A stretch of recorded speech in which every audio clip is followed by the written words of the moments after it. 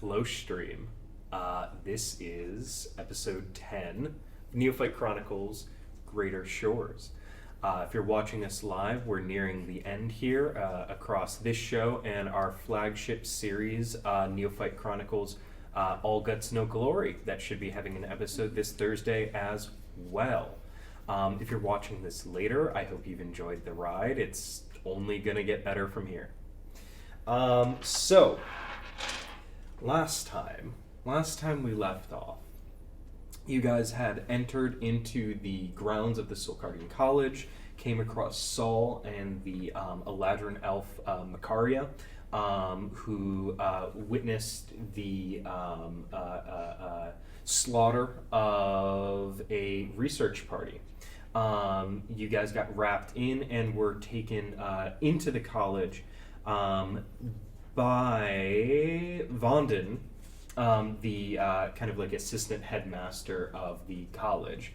Various reactions to sort of the dampening of innate magical powers, and through Oberon's impulsive deal making, you all have committed onto a contract to work with Macaria, investigate what happened, for the reward of a possible avenue to return home for those who wish, through the study of psionics and teleportation and moving beyond the royal. So you all had a little bit of time to kill as things were being assembled and returned to sort of the outside the entrance of the college itself, this like absurd wizard tower that like carries no like logical shape, and towers stick out at odd angles and battlements and etc. So you guys are back out in front, and you see another Frumkin, who is another one of those bug kind of like people, same as Vanden. Long jaw, mandible, antenna, forearms, hard carapace, sitting with what looks to be like another clipboard, just like when you all delivered your goods initially. Beside this creature, laid out on a table, you see just like a bunch of goods. And beside the table, you see Macaria, who kind of is the first one to notice you all and sort of sheepishly waves at you. So, do you all want to approach, get into it? Sure. Okay, a verbal yes. Yeah. Cool. Cool. Yeah. So you approach. You see this Frumkin just kind of like sort of like really like jittery looking. Notices you and nearly like chases you down like 50 feet out, like beyond the courtyard, and immediately starts like ingratiating himself with your praise. Like, good, you're all here. I have just tons of things. I'm very busy. I have to get going. Please come. And he is like nearly grabbing the arm of, we'll say Kels. You look relatively harmless. Just like starts pushing and like prodding at the party members. Just like, come on, let's go. Come on. Okay. Yeah. No, yeah. Pulls you in just like super hurriedly. You see kind of like laid out on the table. He looks to each of you. And Oberon, did you sign everyone's name on the contract? I sure did. And remind me, if you will, what the name of our party is. Our contract. Oh, geez. Organization. I believe it was Frightened Simpletons Delivery Incorporated? Yeah, that seems about right. It was Frightened Simpleton. Yeah. I think we varied, but yeah. Yeah, something like that. So, he's like, all right, I'm going to need, and he kind of passes the clipboard around. You see kind of like a sheet with a list of a couple goods and sort of like a blank space for each of you to sign. I think, just kind of with your general intelligences, Calagon, this might be a little weird for you, but for the rest of you that are more in like civil society, right? This is just like a manifest, right? You would write your name. Kels is what you might not know this, but you would just write your name on the line of the piece of equipment you're checking out, right? This is a quartermaster.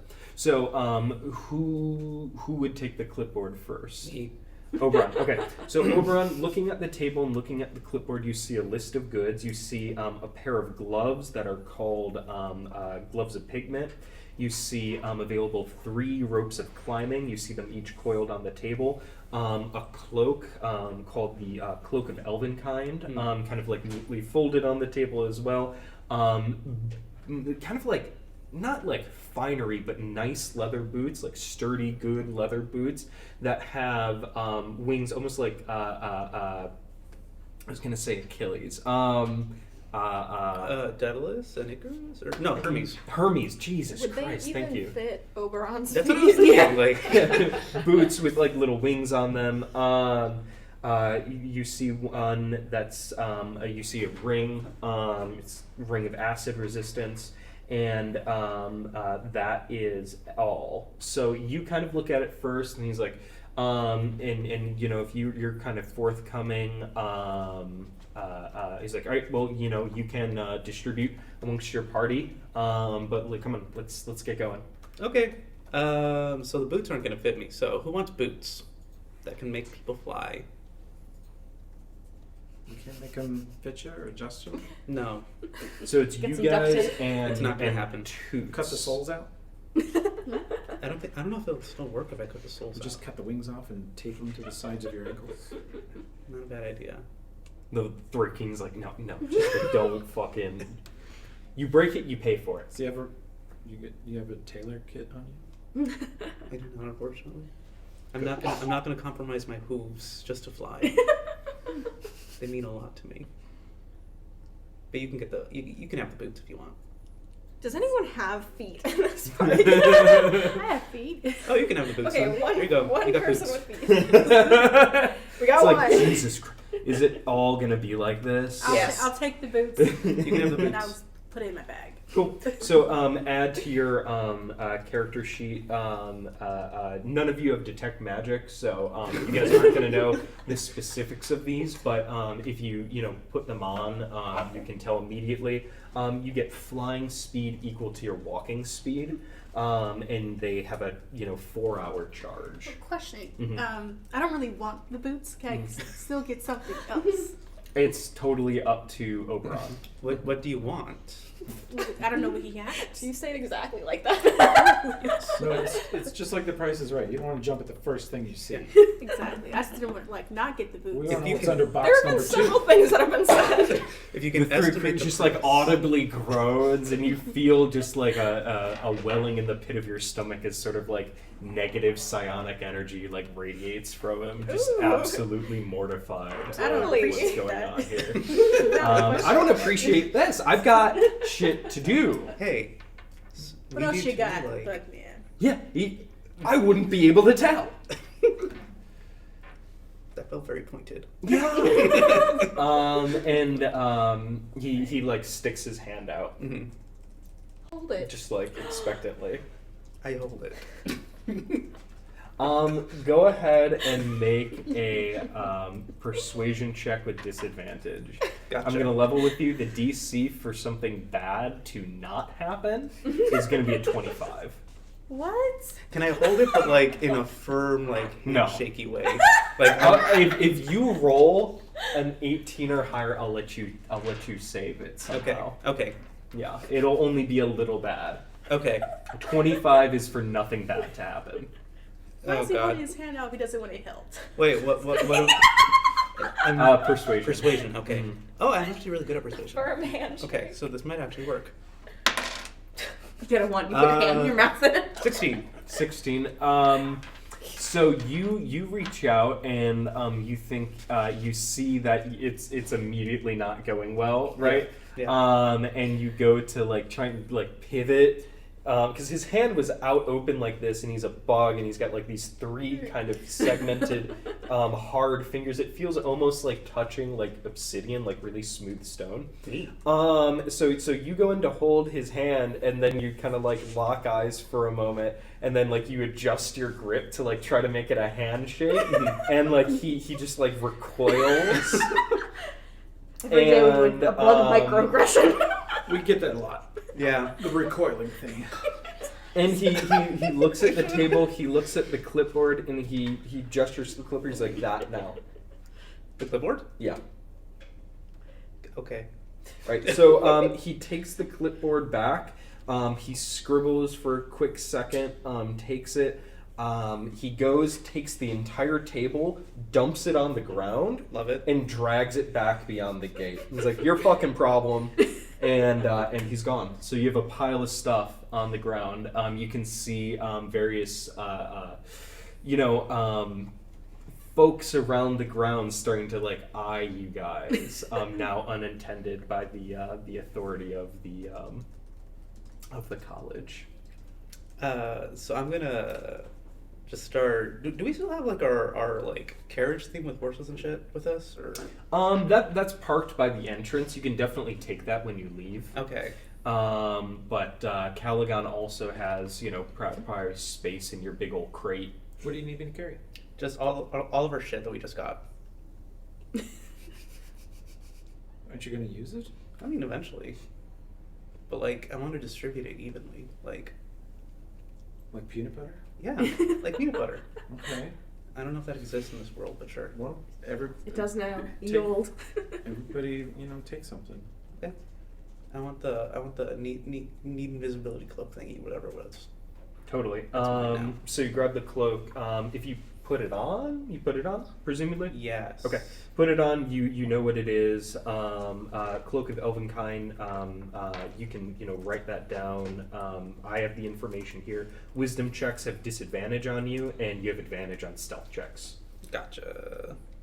What else is on the ground? I missed Yeah, that. yeah. So gloves of pigment, ropes, the winged boots, a ring, and that is it. What does the ring do? Yeah, so ring of acid resistance. It's like kind of it looks like a carved pearl. Gives you resistance to acid damage. Don't you have acid spells? I do. So Are you There you go, already you can have that one. resistant to acid? I don't know. I'll take it because it sounds pretty Cool. So write down ring of acid resistance. We've got the boots, 3 ropes, and a pair of gloves. I thought the Juniper already had the boots. I do have. Oh, you grabbed the boots. Yeah, So that's the boots. we have 3 ropes and a pair of gloves. I throw the gloves to Yev. To Yev. Cool. What are So these things doing? gloves of pigment, they are 3 free casts of fairy fire. So you can use it as an action and cast fairy fire. Kind of like a burst of colored light bursts from your hands. I think I can already do that with my You- the I one I don't- spam. Do you have fairy fire I on don't your have fairy spell fire, list? but does fairy fire do damage? Or No, just fairy stop fire it? doesn't do damage. It's I a don't want it. 20-foot cube in a 60-foot range. I can just make fire with my So spell it's and not do everything. fire. It's not fire. It's a utility spell. If someone fails a dex save, then they start to glow, and everybody gets advantage on their attacks against them. Okay, Yeah, I'll take yeah. it then. So it's like marking someone. Okay. Cool. And then 3 ropes of climbing, which I'll just say they're magical. They're enchanted ropes. So you can use an action or preemptively animate them, and with a bonus action, you can send the end of a rope to a destination of your choice. There are 3 of them? 3 of them. Okay, so I give 1 to Kels, 1 to Cal, and 1 to my fucking husband. Yeah. Have Two stage advantage on ones. climbing. I think. You get another one. Okay. Yeah, so 3 of you. Cool. So I'm going to mark these down. I want it to be even. I want everyone to get a present. I appreciate that. You're welcome. The cloak is Oberon. Boots. Like Santa if you was a goat.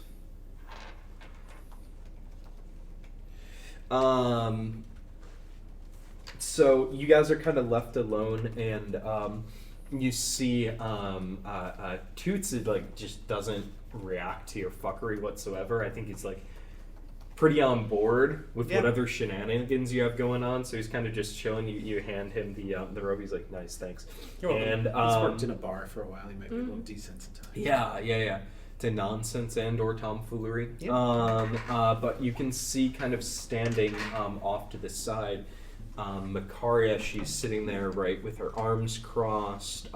She's looking like pretty crestfallen, and she's out here with you all. She takes a step forward for anyone who's paying attention to her, or if you guys are just like messing around with your stuff. And she reaches up for anyone looking at her and touches a necklace hanging at her neck. It has like a strong like sort of like deep red gem in it.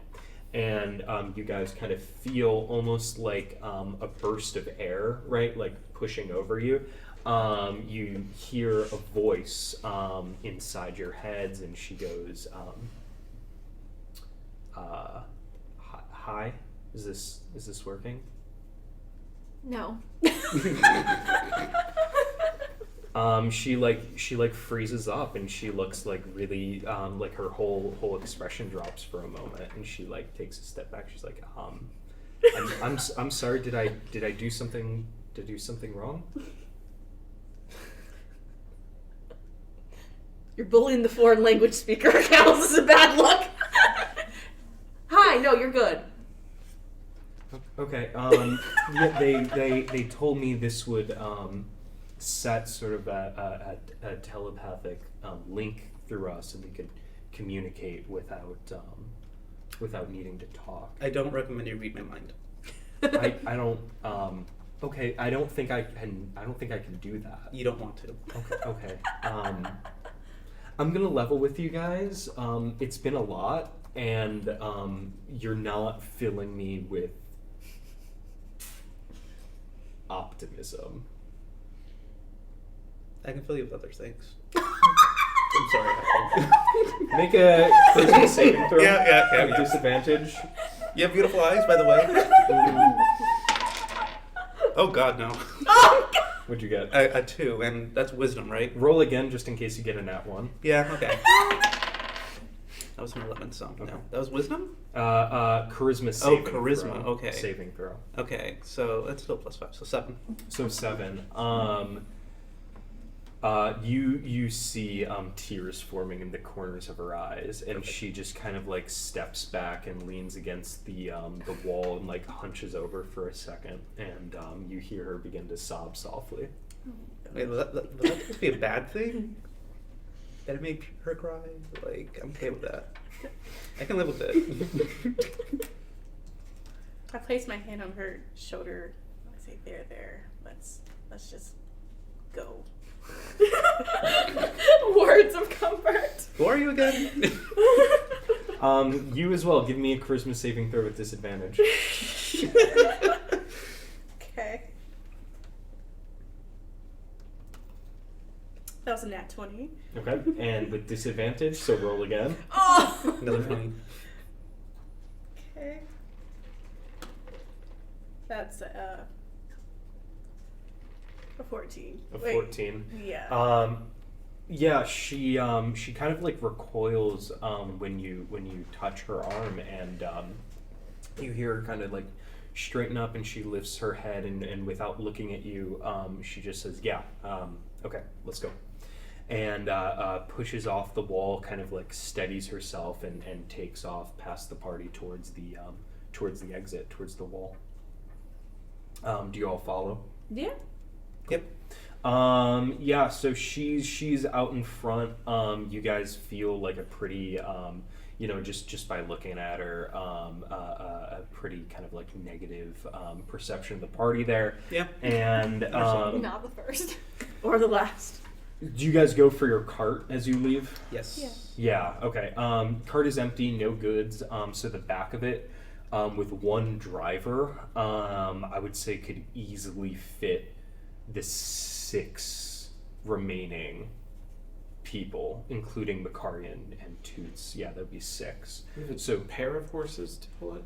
yeah. Because Raph did the splits. Yeah. So that's still set up. You can see it's just kind of left where you left it. They like kind of tied it to a post, but they didn't try to like untack your horses.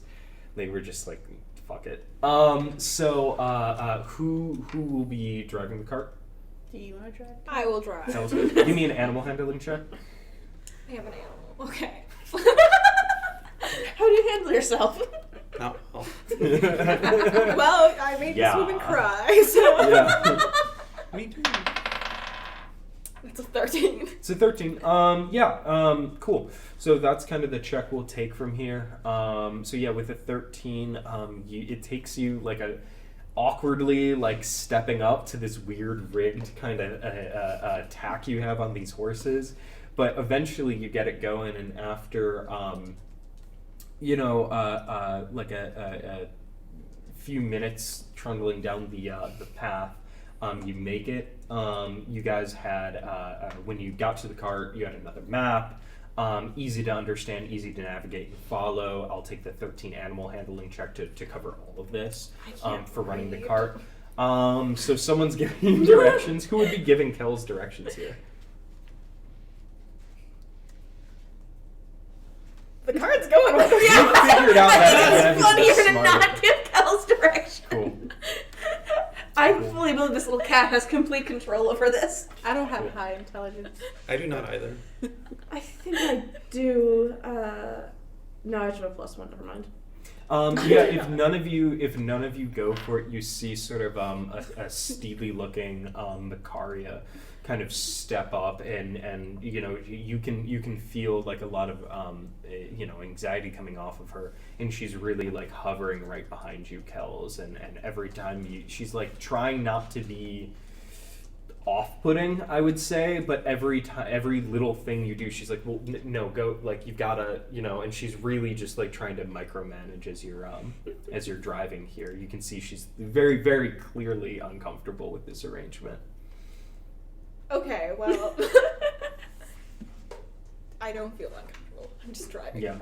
I'm still talking to them like I was Yeah. last time. Yeah, no, absolutely. So I think you guys all take off. You're headed northeast. I would say amongst the map, you also receive a document with a written explanation, something to the effect of through Vonden's conversation with Macaria. She is a member of the more isolated Eladrin, who came across a research team at the base of the mountain peak known as the Emissary's Eye. There's lots of abjuration and sort of strange magic that emanates from the mountain, the surrounding area, and it sort of borders the safe haven all the way to the east edge of the peninsula, sort of just north of where you guys washed up. That these sort of reclusive Eladrin have sort of set them up to be isolationist.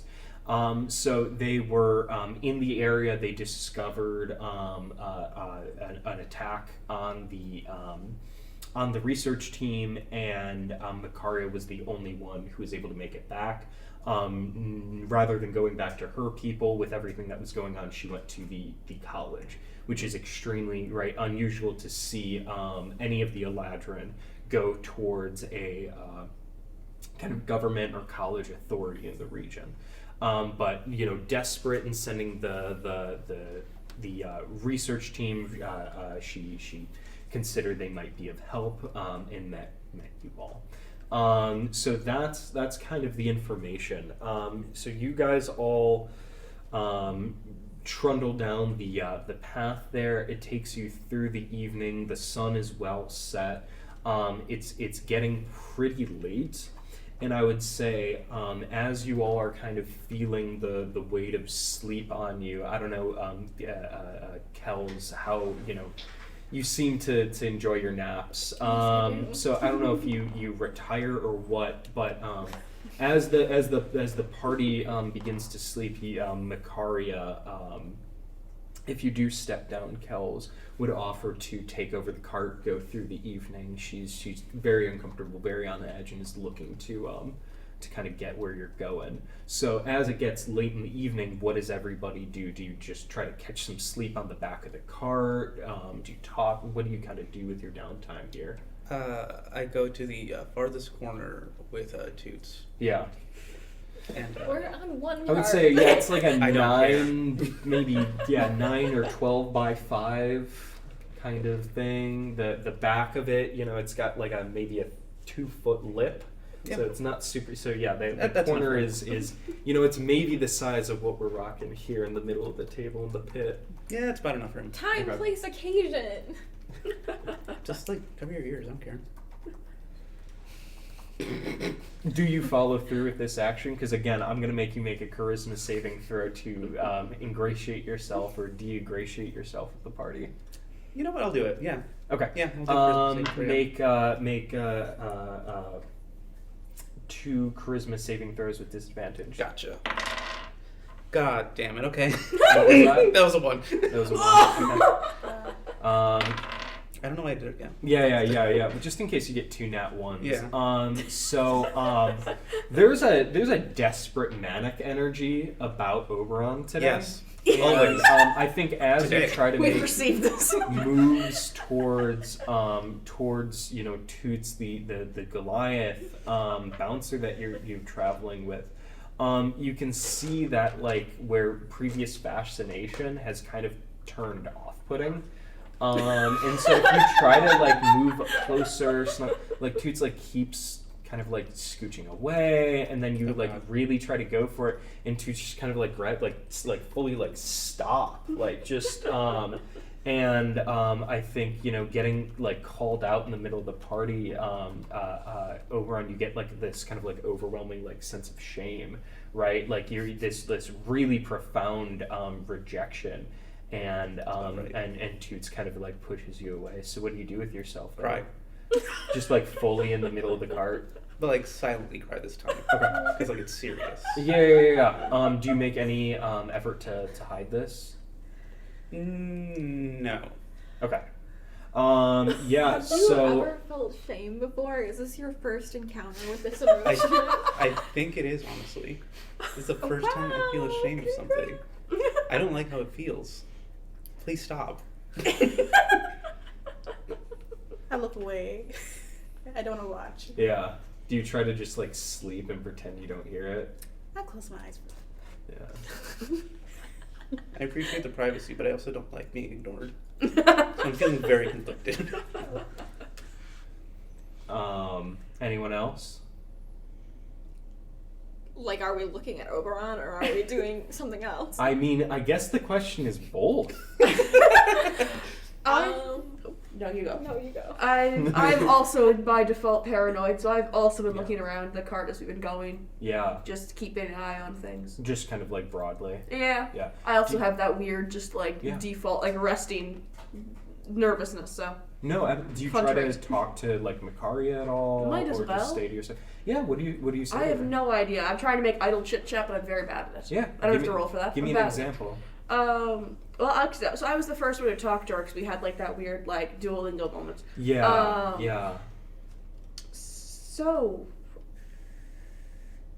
how are things? it's bad from the get go. I'm not even gonna have to roll. Yeah. It's just like, she's silent for a moment how driving was the your car. stay here? She's like, not great. My brother might be dead. My friends might be dead.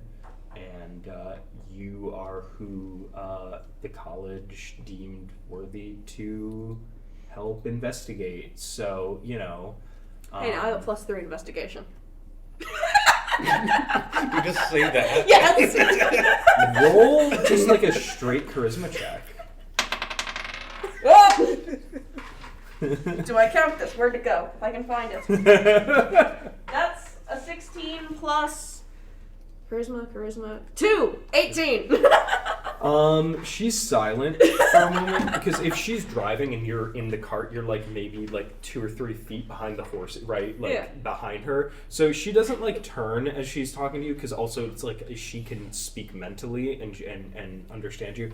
So you know, kind of like into your mind, she goes, "Thank you. That's that is actually surprisingly comforting. I appreciate it.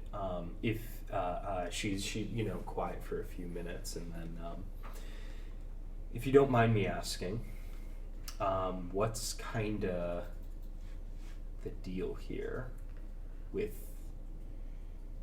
them? All of them.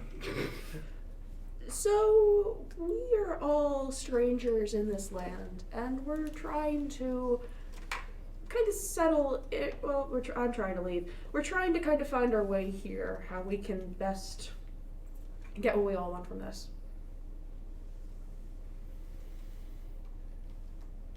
What are you guys looking to I'm get what you looking. want? What are I'm you looking to for? leave. I'm trying to get back to where I came from, which has involved signing up for some science of dubious ethics and quality, but it's science nonetheless, I guess. Musician wants to expand his tour. I don't know what the cat is up to. The other two don't really like what we're doing, but they're here. That's kind of all I have. Really accurate. She, you know, at this, you know, it's over the horses. They're not like, you know, massive hoofbeat, but it's at a pretty good pace. It sounds like she might have had a chuckle with that, maybe not. And she says, so like, what are you? Are you the leader or something? Oh God, no. Sure. We have a weird little democracy where whoever speaks first and loudest usually wins. It's anarchy. Yeah. Again, quiet for a second. She's like, that's unique. Yeah. Welcome to our family. Yeah. We just gather people. You have to understand. My concern right now. I not a single one of you has done anything to instill me with any amount of faith or confidence.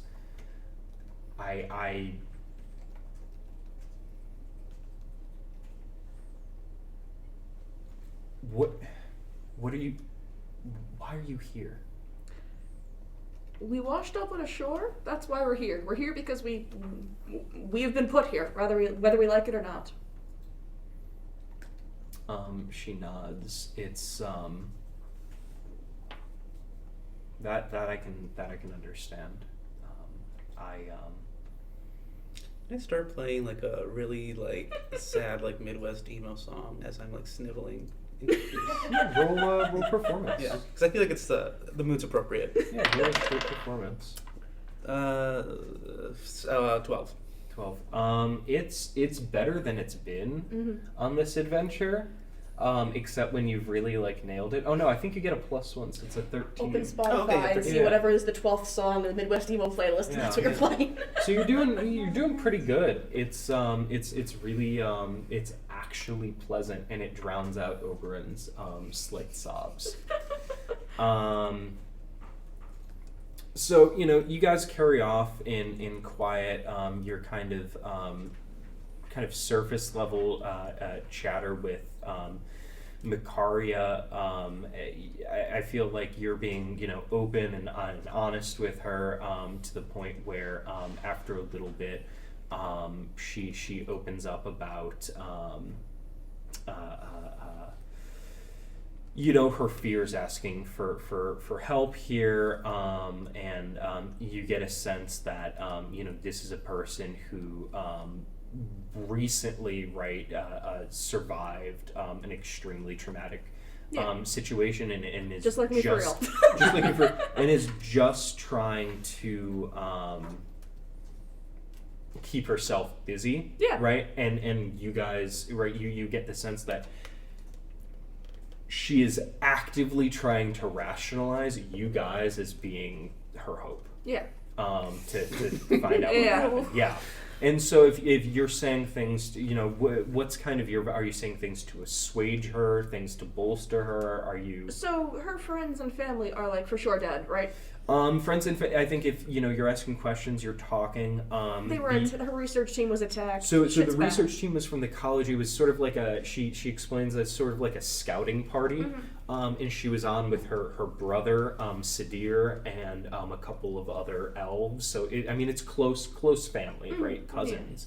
And they came upon kind of the remains, not bodily remains, but like the evidence of a camp, sort of at the base, and they got ambushed by something, and she was the only one to sort of make it out of there. Yeah, so going back to my backstory, somewhat similar to what happened to me, so I'm not going to instill her with false hope necessarily, kind of like soft, like not even optimism, but like that like objectively sucks, and that's really difficult, and I am so sorry that's like a situation you're finding yourself in. Like, I'm not gonna lie to her and be like, things are fine, like, but I'm trying to be like reassuring where I can be. Yeah, and I think if you tell her about kind of what happened, like how much detail do you go into? Not much. But just Bare kind of like minimum, the just broad like, overview. Yeah, a bunch of my friends died once. Yeah. Do you play it off like that? Not to that, not just like, oh yeah, I had a somewhat similar experience where I lost a bunch of people I cared about too. Yeah. And I know how difficult this is. I think the sort of the main question she would have for you is after what did you do? Well, I needed to get out of town for a while, so I got on a boat, and I had a job, and the job was okay, and then the boat crashed, and now I'm here. So I don't really feel like I'm deep enough into the recovery process to really be giving advice. I'm only like 2 steps ahead of you. Yeah. I just, I feel like, getting you all, I don't know what we're finding, what we're walking into, but, I feel like we have to try. I have to try.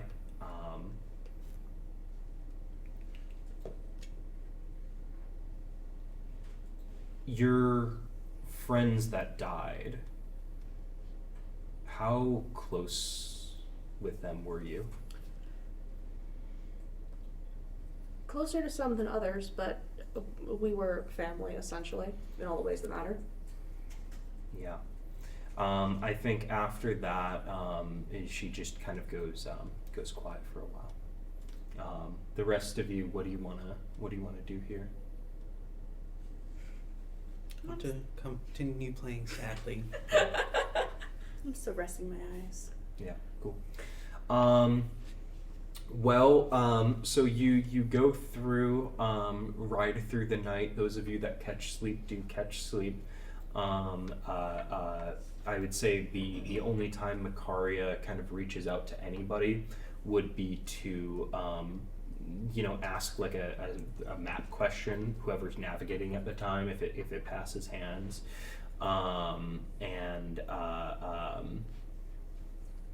the sun begins to rise. The rest of you begin to wake. You've been riding all through the evening, and the trees begin to thin, and through the gaps in the canopy you can see kind of off in the horizon the very tips of these kind of like stone peaks, right? And as the morning goes and as the sun rises, the trees begin to grow thinner and thinner and thinner as you approach kind of the foothills surrounding this massive array of almost spire-like mountains. They look up close. Well, up close, I say, right? It's still like pretty massively in the distance. But these towering peaks look very smooth. They almost look like if you released like sludgy droplets of like molten slag over each other, that kind of like billowing shape up into a very like fine tip, right? It's not kind of like a jagged mountain that like goes into whatever. It's like almost disappears into a single point, right? Like a letter V, and it's this smooth stone. So you see the foothills are kind of craggy here, moving towards, and kind of a range of those strange mountains off in the distance, kind of like almost a muddy slate gray, generally that you see here, so you all move and rouse and, eat whatever out of Calagon's pack, and it's soon enough, Macaria pulls the cart to a stop, sort of as the tree line is a little bit behind you, and disengages, and hops down. Quick question. Yeah. So I have a what is it called, a disguise kit. Yeah. And because like I'm depressed right now, Mhm. can I like dye my hair black and like Yes. wear like really heavy eyeliner? I want to be like in my sad boy era. Yeah, no, if that's what you want to spend your morning doing as you're riding, yeah, at any point you I'll could do have whatever I can absolutely to done give you that. advantage on sad boy. Thank you. Yeah, no problem. Okay. Absolutely. And I cast Insad. Roll the sad boy. yeah, so Reverse you all disengage. You see beyond Macaria, kind of the first time she's addressed all of you since being outside the Solkargan College. She lets you know, fairly beyond here. We should continue by foot. Be ready. I don't know what attacked us. I fled. I don't know if anyone else survived, but please be on guard. She kind of like looks over all of you, and you can just kind of like feel her just like massively on edge, looking at all of you as like a motley backup, and she hops down and she gets ready, readies her gear, prepares spells. The rest of you, do you make yourself busy doing anything, or are you good to go? No, I feed the horses, Totally. and I make sure I have my stuff on me. Yeah, no, horses are exhausted. Macaria's own animal handling check, she really like massively pushed them through the night. So you can see they're in pretty rough shape. If you feed them, do you like untack them and let them rest? I tie them to the tree. Yeah, absolutely. Cool. And they look like they're ready to kind of collapse from exhaustion here, and they eat pretty hungrily. Rest of you, any preparation that you need? Just get myself ready. I sigh a lot. Yeah. Toots kind of like avoids you. Like if you're kind of in this area with like tree line behind you, these like foothills in front of you, and kind of like open little bit of I could call it a plain, but it's like maybe 200 feet wide as Right. you're like going into this sort of rougher area, just like trying to like not stand too far away from the rest of the party, but if Right. you're over here, he's kind of over here. Yeah. People can read my mind, right? No, Okay. Macaria can communicate telepathically. Gotcha. Okay. Yeah. I was gonna say I'm thinking about dying a lot. Yeah, yeah, Well, just just like let me hyper dramatic. Very, very, very Some dramatic. yield Zoloft. Yeah. Do you guys have any of that fungus left? Like, They confiscated? They did. Oh yes, they did. Fucking drug fiends at the college. It is Sure, a it was college. for It is research a college. Research. Yeah. Some spurious correlations. So we get for giving nerds drugs.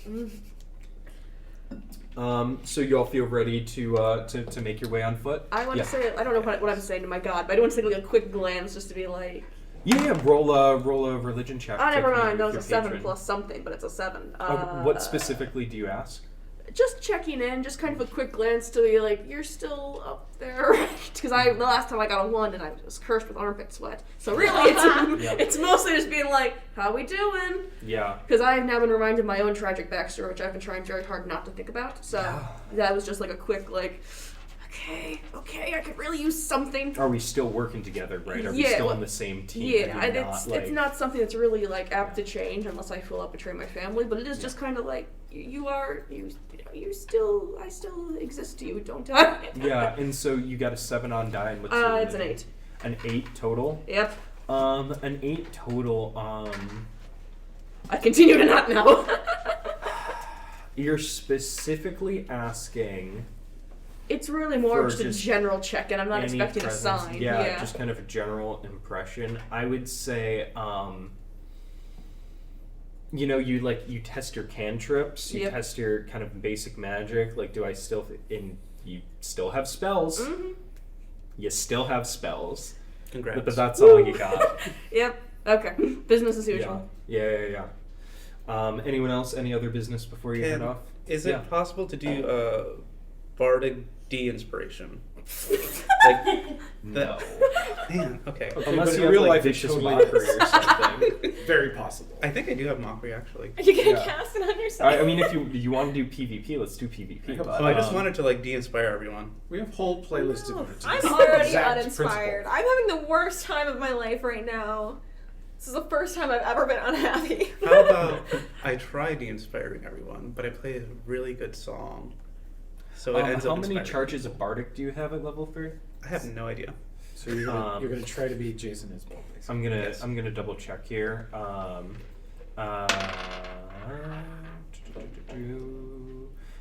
many Bardics do you have? At level Bardic Inspiration. Well, I think it's 5. D6. Bardic die. Equal to your charisma modifier. Yeah, so +5. So you get 5. So you've got, 5 charges of Bardic that you can distribute. I mean, you're sad, but Right. you're sad in a very Artistic way. way. Love that. That you're getting people to, consider what's going on here. Sure. You're definitely making a scene, and Yes, you're I making am. folks contemplate death and such. Hey, what the hell, man? So who do you want to give Bardics to? Everyone except for weird elf lady whose name I forgot. Macaria. That one. Mhm. And Kels. And Kels. So No bardic for you. Can I challenge So that? that is 5.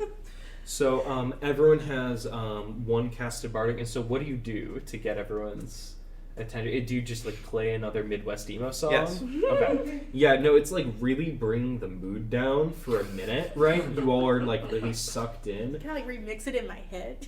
You want to add something to a performance? I'd like to make it happier for me. Well, here's what I'll say. Here's what I see you're trying to like make it work for you. I'll say this: it goes from being like incredibly like depressing throughout the evening, and now today it's kind of settled into this air of melancholy, right? And it's almost like this kind of like bittersweet feeling of like, yeah, you guys are in sort of a dire situation. Macaria is pretty torn up, but you're there, you're trying to help someone, you're all trying to do something together. There's that shred of hope that maybe you can return home, and I think it's settled into this sort of like melancholic more complicated sensation than just kind of the depressing miasma that Oberon initially made it out to be. Like his inner artistry actually came out, even though he was just trying to make a scene. Like he couldn't quell that he is quite, talented. I sure am. In my 9 Inch Nails era. No, 100%. I was thinking Depeche Mode. That works too. Yeah, it's a hybrid of Depeche Mode and Smashing Pumpkins, and Oh, it no. Perfect. just like everyone, it's weird and kind of like off kilter, but it's Just like settling that, yeah. into something interesting. And honestly, as you all kind of like make your way, the like whatever tension is existing, you find kind of a channel for it and a relief. And so that's one bardic, so you can add a D4 to any attack saving or ability check for like the next hour or so. So you all take off kind of into the foothills. It's a bit rough going, and it gets kind of rockier and uneven as you all kind of follow Macaria. Everyone, we're just going to take kind of a flat athletics check. Mm-hmm. It's a DC, I'm going to call it a DC 12, to see how affected by this kind of rough terrain. It's nothing severe, right? You're not going to take damage or anything. It's just to know how you respond to this environment. So we can go around, start with Calagon. 25. 25. Juniper. 17. 17. Oberon. 14. What is this? Athletics. 18. 18. 19. 19. Bunch of Cool. fucking super athletes. Yeah, so it's nothing Okay. terrible. Honestly, you guys, it feels kind of good to stretch your legs. You guys have been riding. That's what makes this fantasy we're on right now. You guys have been riding on like a wooden cart for like realistically about 3 days now. It's been rough. So you get up, you stretch, you're ready to move. You guys have come from a shipwreck, and then we're able to work in a tavern. And so this is the most rest sitting in a car that you've done. And you guys are just kind of imbued with this energy to move through here. There's something just mentally stimulating about moving through a slightly off-kilter environment. That adds to the kind of ambiance of everything else going on here. So you all move through here pretty quickly. In fact, Macaria moves a little bit slower than you all. I don't even need to make her make that check. She moves a little slower than you all. She's definitely more used to forests and less of navigating kind of uneven terrain. So you guys kind of like make it through the foothills, and I'm gonna do my first kind of check here. Uh-oh. Yeah. So yeah, you all sort of make your way in. You're going towards kind of the base of the peaks. They're still, quite far off, but you're navigating through here. And at a certain point, Macaria kind of, you're all able to overtake her quite easily. She's bringing up the rear. You get a little bit ahead of her, and out, telepathically, she calls for all of you to hold on, to stop. Do you? Yeah. Yeah. Oberon, she's like, stop playing. And she catches back up to the party. Excuse me? Yeah. Just right at the solo. She's like, she kind of like ignores your prodding, right? She tries Excuse to me? move past it. And Listen here, McDonald's. she looks at you. Is there a problem? Yes, there's a problem. You're telling me what to do with my music? Like, someone better be like dying, or someone's about to die. She grabs you by the shoulder, and she kind of like looks over the side and gestures over to the horizon. Mm-hmm. Go ahead, give me a perception check. 7. A 7. Telepathically to all of you, she's like, do you see that? No, I don't actually. What is that? She kind of like fucking like big sigh, and she goes, she steps in front of the party and gestures, right, looks ahead. There you'll see with her like concerted kind of gesturing, in sort of the base of the peak, that twist, you see almost kind of like a natural footpath forming. It looks craggy and not quite like a smooth path that somebody might carve through and around a mountain, right? But you do see sort of a more smooth slope. It looks like sort of unnaturally hewn, taking up to kind of a lower lower landing at the base, and in the lower landing you see beyond it just like this cavernous, this like maw, this just like black cave. And she so that's the that is the climb. That is the path forward. Inside of Emissary's Eye, inside the peaks, there's a series of interconnected tunnels. It goes below ground, and the system emerges on the other side of the mountain range, kind of into the continent proper. These mountains act as a pseudo kind of like geographic barrier that keeps the Empire from moving more deliberately on these lands. The research team was set up at the base of the climb. That is where my scouting party encountered the remains of their camp.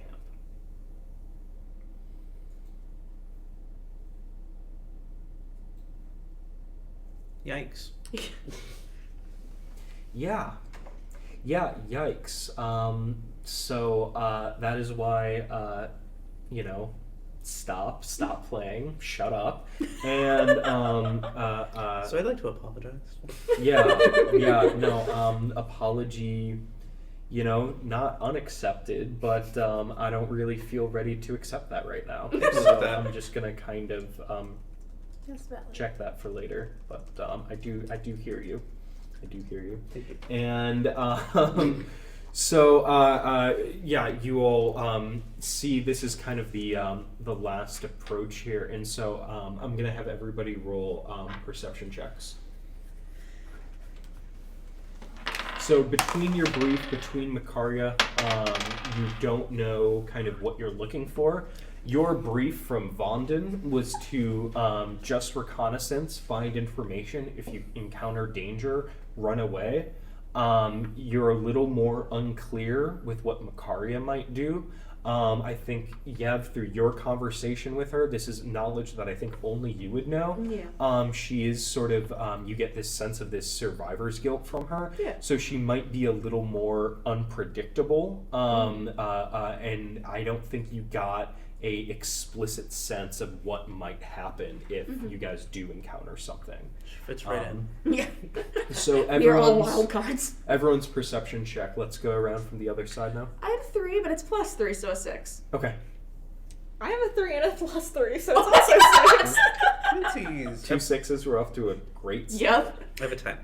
10, We burned all our points in the 13. flags. 13. 8. So with a 13, We're all nearsighted. you all, Bunch of dumb jocks. Calagon, you're a druid. You come from kind of not a city. Your people actually live in mountains, in sort of a mountainous region. But you come from a region that's a lot more kind of like verdant. You go ahead and roll me a nature check.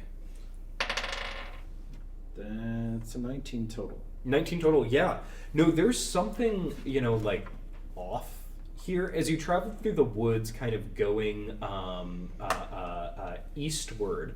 You sense kind of like an older magic, kind of a fey magic, right, taking root as you moved away. Here, right, that dense, deep forest has given way. And whatever kind of like verdant natural forces that you're used to kind of being around feel stymied, almost like when you entered the Solcardian College, right? But just kind of an oppressive magical aura here. I'll mention that to the party, that this place is unnatural and potentially cursed. Macaria nods. I would say, without needing to like roll Arcana or anything as well, she kind of like looks at you with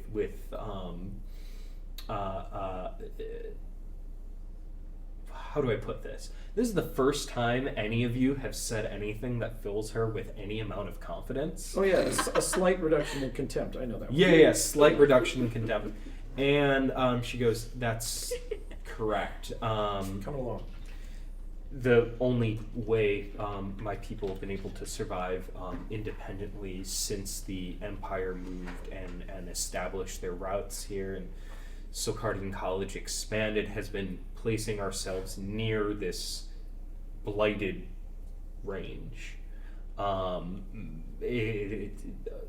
Allegedly, many generations ago, it wasn't always like this. My people covered this area as they did the rest of the peninsula, but we retain ourselves to the coastline and kind of the natural fear that this place generates in folks keeps us insulated and safe.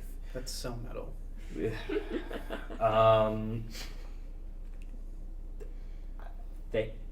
Thank you. I don't quite understand, but Don't worry about it. it sounded like a compliment. It's really just the only way we know how to survive.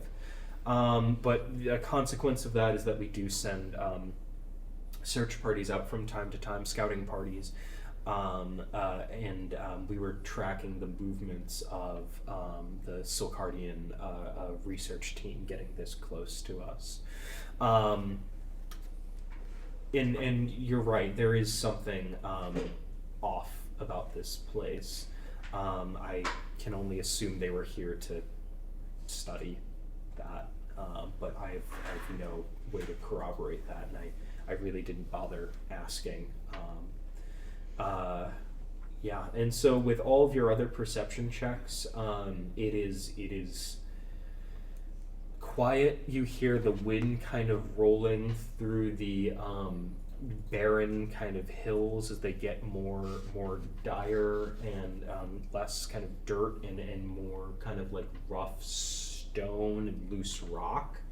As you guys continue to make your approach. After a few more minutes of slightly rougher walking, and with your athletics checks, I'll kind of let things ride here.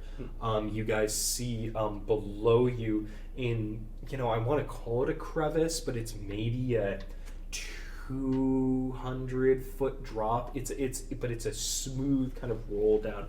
I would say if you guys were to like continue walking straight, it would be like a sheer drop, but it's super easy to go around, and it's just kind of following the natural,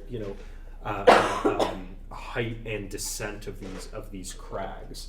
So you see down there a camp. You see cooking fires. You see tents. You see magical, what you can presume to be magical, right? Like artificial equipment, similar things you saw to the college. You see apparatus set up, some of them kind of like pretty minor and diminutive, others kind of almost like table size, kind of like slashing together of equipment, brass and glass, and you see the glint of gems and liquids, and it looks like a relatively pristine encampment. The fires aren't raging, right? Nothing's really going, but it doesn't look disheveled or disturbed in any serious way. It looks like the research team could have left camp to go do something, but moments ago. So Macaria kind of looks down stiffly and looks to you all, and she says, when we got here, it looked identical to how it does now. We had been tracking their movement through the foothills and came back the next day after their encampment. Their equipment was set up, and we heard, she hesitates for a moment, we heard unnatural noises from closer to the climb, and what is an unnatural noise? Can you imitate it for us? If I could, I would. Screams of terror? Can you liken it to? No, there were no screams. It was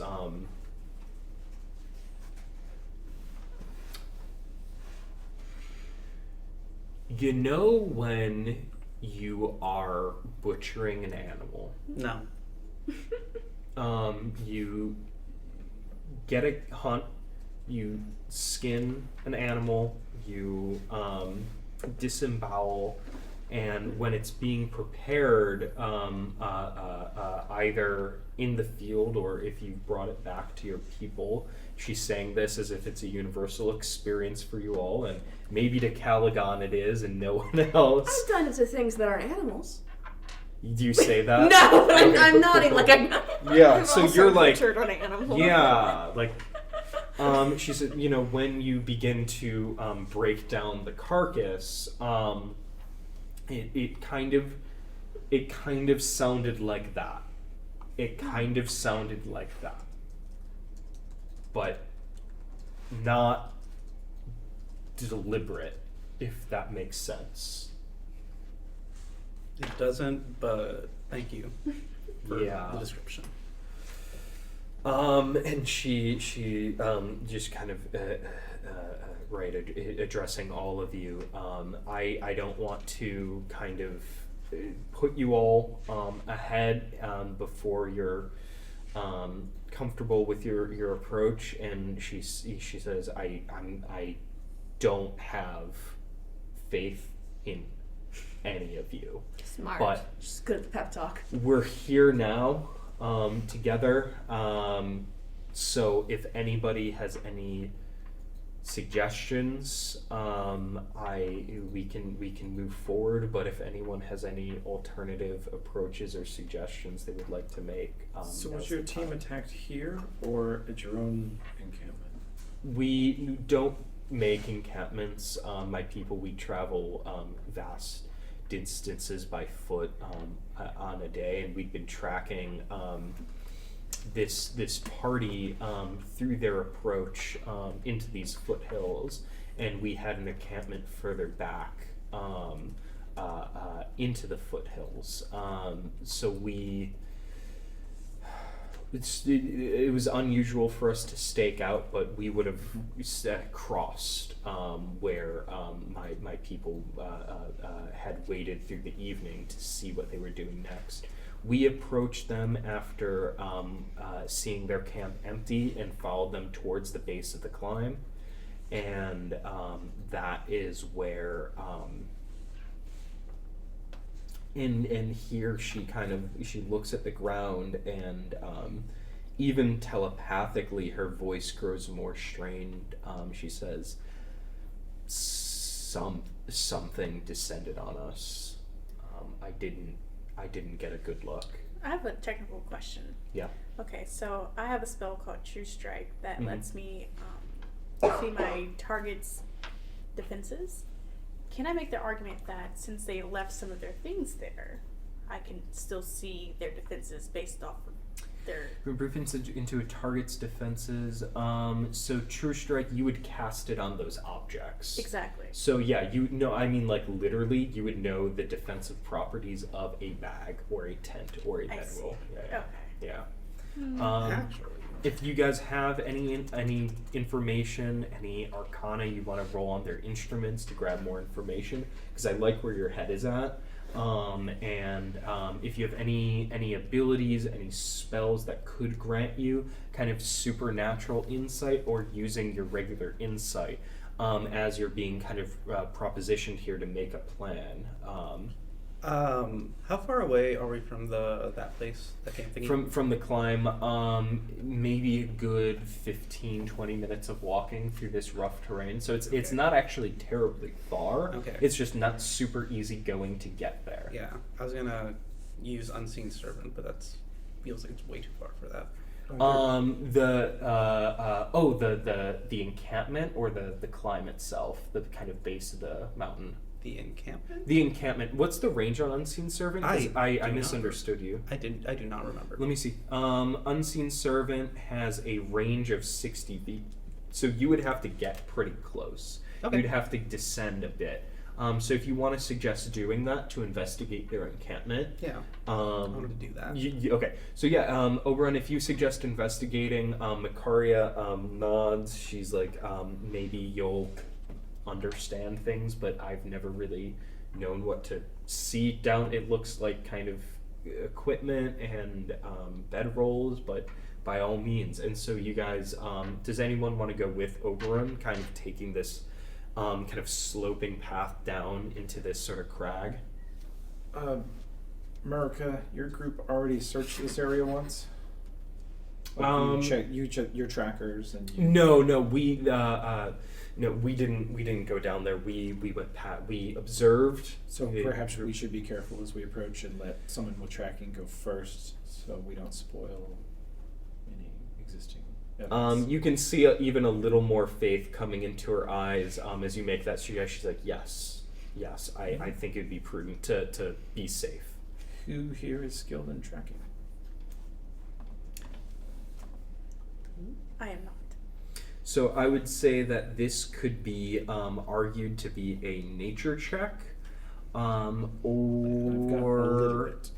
investigation. Investigation, I have +3. That I can do. Okay. Or I'll say survival rather, not nature, survival or Okay, investigation. I'm bad at all of those things. Okay. Good for investigation. Investigation. Does anyone Good have a for good survival. What's your modifier? +3. +3. Same. +3. Okay. So if the two of you want to kind of take point and escort Oberon down, the rest of you, Toots, will kind of follow the general thrust of the party and not really stick with Oberon here as For the best. as their kind of perspective of you is frayed. We need some space. Calagon and Kels, do you want to move down there with them, or are you staying back? Yeah, we'll keep the team together. Okay. That's okay. Yeah. So, so you all move down there. Go ahead and give me a survival and a investigation. And I'm gonna have Makaria also make a survival roll as well. 18 +3, so I got a 21. 21. Nice. 7. That's a 4 for Makaria with a +2. She gets a 6. So 18, 21? Yep. 21.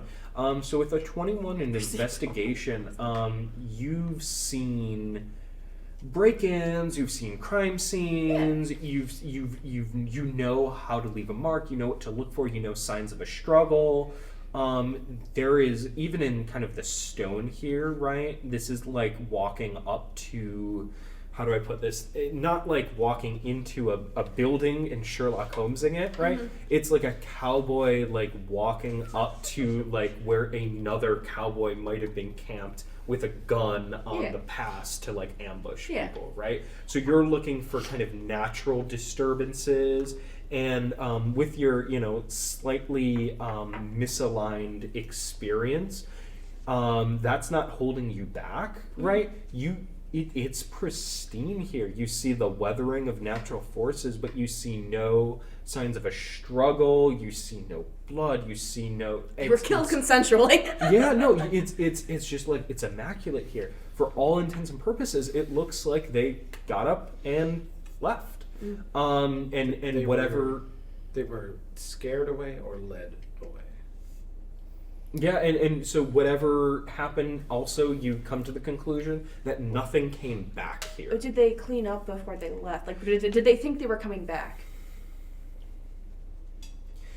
No, it's tidy. Mm-hmm. It's tidy in a way that looks professional, that things are maintained or they were recently set up, right? Yeah. But it looks like they had an intention to come back. Yeah. Things are kind of like mid-use. Things aren't like packed up. Apparatus and machines you see, maybe something that almost looks like a what's the fucking thing I'm looking for? Like a ship navigation tool. The spy. Not a compass. Trouble? That's not it. I know what it is. It's a fucking Telescope. Okay. Yeah. But you see these kind Sextant. of like a sextant. Thank you. Can't believe Oberon had trouble thinking With about other Yeah, kind right. of like twitching, whirring, almost like clockwork like components that are running. So you don't get the sense that these are probably pieces of equipment that are always active. So there's things working and running, and the bedrolls are laid out nice. It looks like they spent a night here, got up, left, and never made it back. I announced that to the party. Yeah. Am I close enough to cast? Yeah. So Okay. as you move down, if you put the unseen servant out, Like so that. if you guys like don't directly walk in, right, that's what you perceive kind of on your way down. So if you want to send the unseen servant in Yes. ahead of you, cool. Do you tell the party to like stop and wait a second? Yeah. Or okay. So you send your unseen servant forward. It's got a range of 60 feet, so you've got to kind of get pretty close to the edge of their encampment, and so you send it forward. What do you have it do?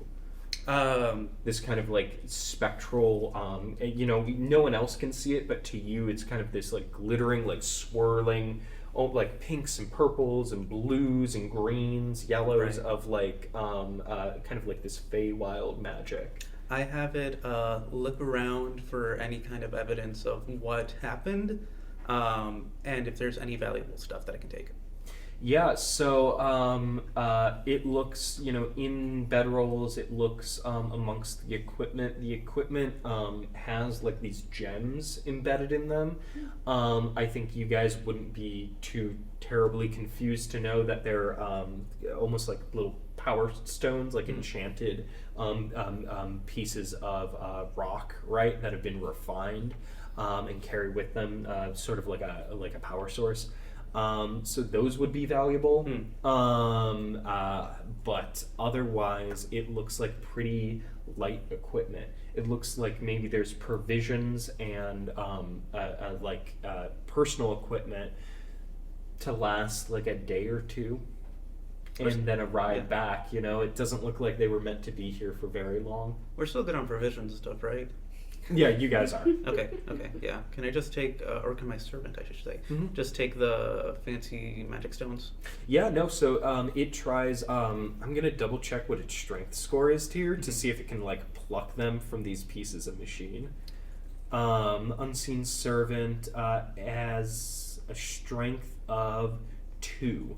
So I think it tries to, like, remove these gems from sockets, and they don't budge. Okay, can I just take the whole thing then, and then just with its strength score, it can maybe pick up some of the like smaller, like palm size little pieces of equipment and carry like 2 or 3 of them back, but that's about it. Okay, that's fine. Yeah, so it brings them back. You see kind of like whirling machines. If you guys didn't get a good look at things as you moved through the college, but they look similar construction, and with that kind of direction that the unseen servant gave, if you look kind of closer and kind of like twirl them around a little bit, you can see there is like an embedded, a diamond in one of them, a sapphire in another, right? These like gemstones that seem to be power sources.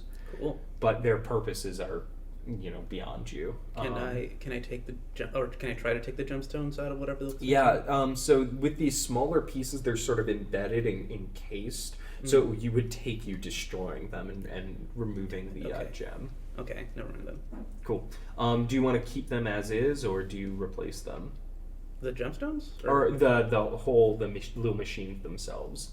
I guess I'll keep them as is for now. So yeah, you get kind of a couple of these little machines whose purposes are beyond you.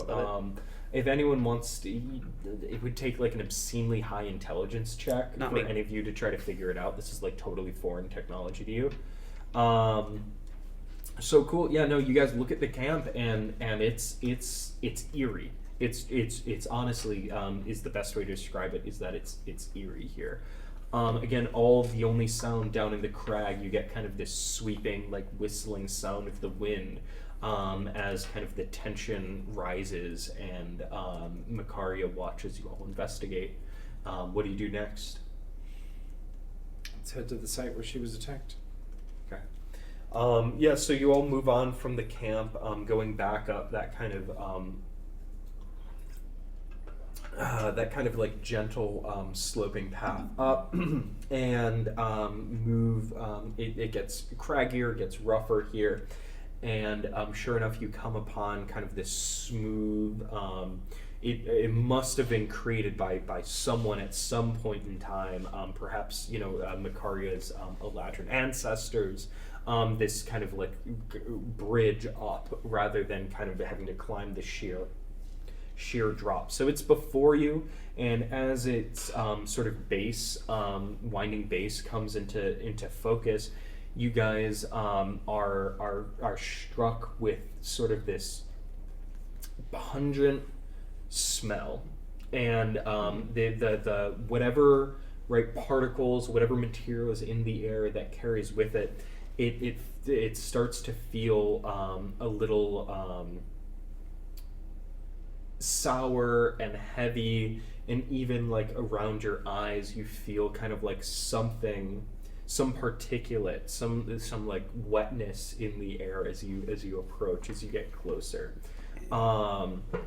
Any of you can roll perception, or rather insight. You guys can roll insight on that if you would like.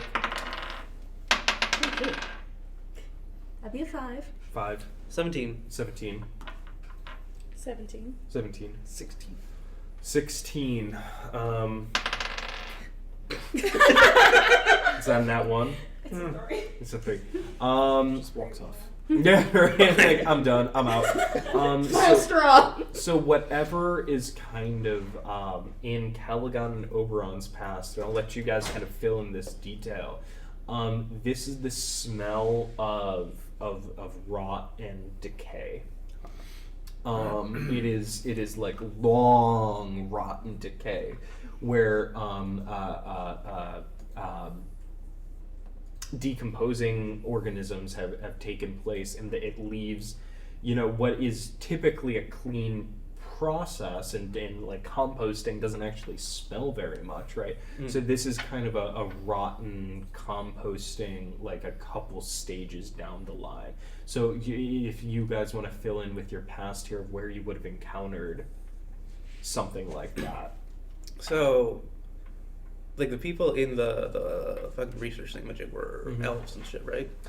The research team you can expect were specifically not elves. Oh, okay. Right, other humans, Okay. yeah. Okay. The scouting party, Makaria's people, were elves. That's right. Yeah. Mhm. Okay.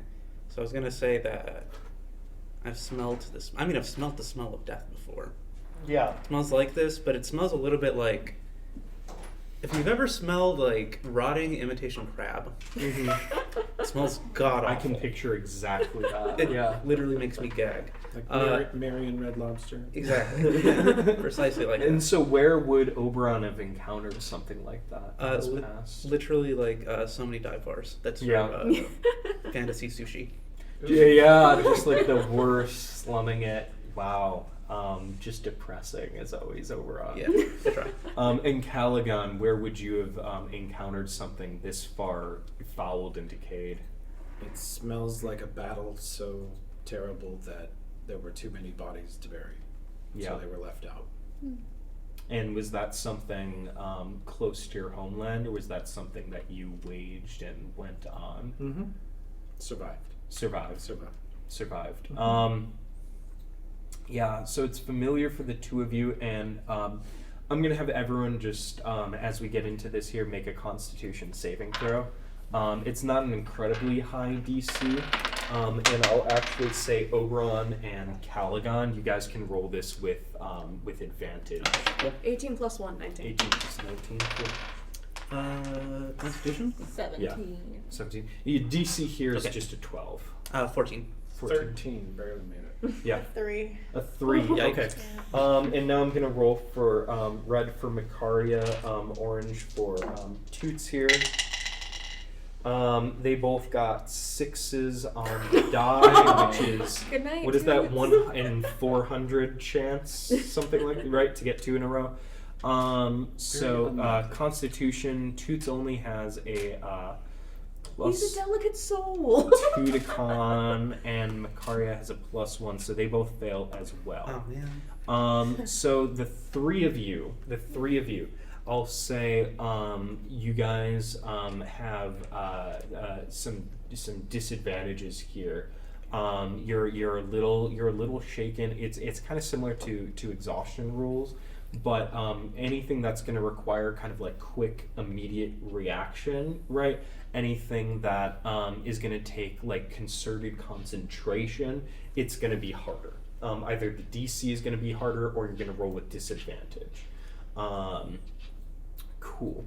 So the three of you, the whole party, do you want to move beyond this vantage point? Where you are, you can't see anything, but you can, with the way the winds are shifting, tell that this is kind of coming from the base of the climb. Does anyone have can we not see because it's dark, or? You cannot see because of kind of the slope and the angle of these. So Okay. I would say if you're where you guys are looking, right, Mhm. it starts to slope back down. It's been this kind of hilly weirdness that's gotten rougher and sharper the closer you've gotten. And so if you were looking straight ahead, the entrance, the kind of base of the slope, is to your northwest, right? Way a little bit down there, and it curves. It curves towards you and back around away from you to get back. So just kind of by the angle, you guys are not able to see the very base very, very well. So you'd have to go, deeper to your left to get an angle on it, or start descending down. Can I cast Unseen Servant again to just see like what's around that weird bend thingy? Yeah, I'd say you can maintain Unseen Servant Okay. like this time, as long as you maintain concentration. Yeah. So if you lose concentration, do something else that takes concentration, you're gonna miss it. So yeah, the Unseen Servant, you can send it as far down as it can to kind of like look around at the 60 feet. Here's what I'm gonna do, and actually I'm gonna put this in your hands. I want you to throw it in here. We're gonna do a luck check. So pick high or low on a d20. High. High. Okay. So you're looking for an 11 or higher, and that is an 8. Lovely. Okay. So the Unseen Servant, it's almost just like dropping a rope down, right? Like 60 feet, looking downwards, and you get the impression. You can see what it sees. There's nothing. Even from this angle, it's looking like from where you are, you'll have to start a descent towards the base of the climb to see what's going on. Gotcha.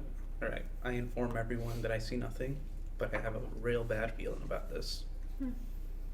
Macaria says, well, yeah, everyone please, be on guard here. And she kind of readies herself. You see her kind of like preparing, casting spells. And I would say Calagon, you hear not hear, but you see sort of some druidic spell casting from her. You see kind of like wood and animal fur focuses on her. The rest of you,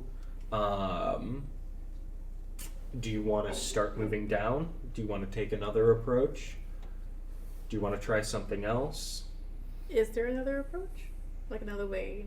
You guys are free to come up with an idea, but if you want to roll insight, I could start kind of pushing you, but if you think about your resources, I'm sure you'll find something. You can absolutely roll insight. Yeah. Wait, can I do that? 11. 11. I can do not know shit. Yeah. Are there any animals around? I can speak with animals. Not bad. Just nothing. It's been dead silent. Okay. Dead silent. The 16. 16. I'll say with the 16, the ropes you were given, the sort of like enchanted ropes, you could absolutely descend from where you are now straight down, and you would not have to approach in sort of the obvious way. You'd be approaching from closer to the base, sticking to it, and coming more stealthily, than kind of going down the main path, the main descent down there, and being totally open and exposed. Okay. I suggest we probably do that. Did anyone roll higher than a 16? I also rolled a 16. Okay. Yeah, so with the 16, you see those as the options before you. The good sense might dictate you could go down where you are now. It could offer benefits, so could the other path. It's easier to get down. I would say at a 16, you have no way of determining which one would be safer, easier. You think about your exit route again, and it's a lot easier to get down than it is to get up, going down a sheer cliff like that. Mm-hmm. So those are the two paths laid before you. It explains the boots. Mm-hmm. Yeah, no, other mobility things, right? You got the winged boots, which give you a flying speed equal to your walking speed. So if you're rocking those, Juniper, this is of no worry to you. You could, take straight off vertically if you wanted. It might be a little awkward to move at first, but you could start going. I have Merciful Leap. Would that help in the situation? Yeah, probably. Okay. Let's see.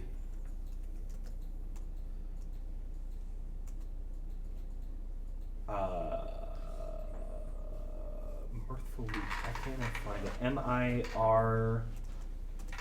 MIRTH, right? Yeah. So I think that's a class feature, which is why it's not pulling up. Oh, yeah, it is. Do you have a description ready? I do not. Okay. So I'm gonna look that up. The rest of you, what are we kind of thinking here? My only talent in this instance would be to yell and summon the thing that way, which I know is a bad idea. Yeah. So I'm just kind of hanging out. Okay.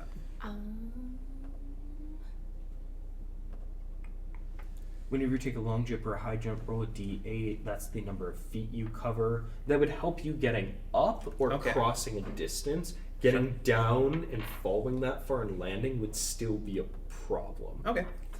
So You have an escape strategy. I have a pretty high stealth modifier. Could I sneak down first? Down the rope or kind of down the main path there? Well, I'm assuming it would be harder to be stealthy if it's just like going down the rope. So I guess I think that would be a sneaking. correct intuition, though not impossible, for sure harder. Okay, so I think I'm gonna go.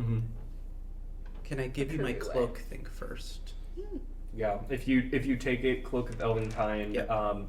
wisdom checks of disadvantage on you, and you have advantage on stealth. Okay, cool. Yeah. Well, now I'm wearing 2 cloaks. Love that. Very So warm. if you don it, Kels, the color kind of shifts to match the terrain around you. As you pull the hood up, and you pull the hood down, and it kind of fades. Pull the hood up, it comes back.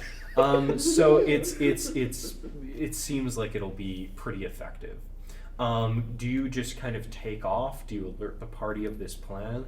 I cast a glance around and then I Yeah. point downward. Yeah. So I don't say anything. However, I Did Timmy do. fall into the well again? Yeah, no. I think if Eye everyone's kind of like racked with indecision here. So yeah, Kels, you just you grab the cloak, you throw it on, and you get going. So go ahead, give me a stealth roll with advantage. Okay, well that's a 9. A 9. Please do better. Okay. I'm very scared.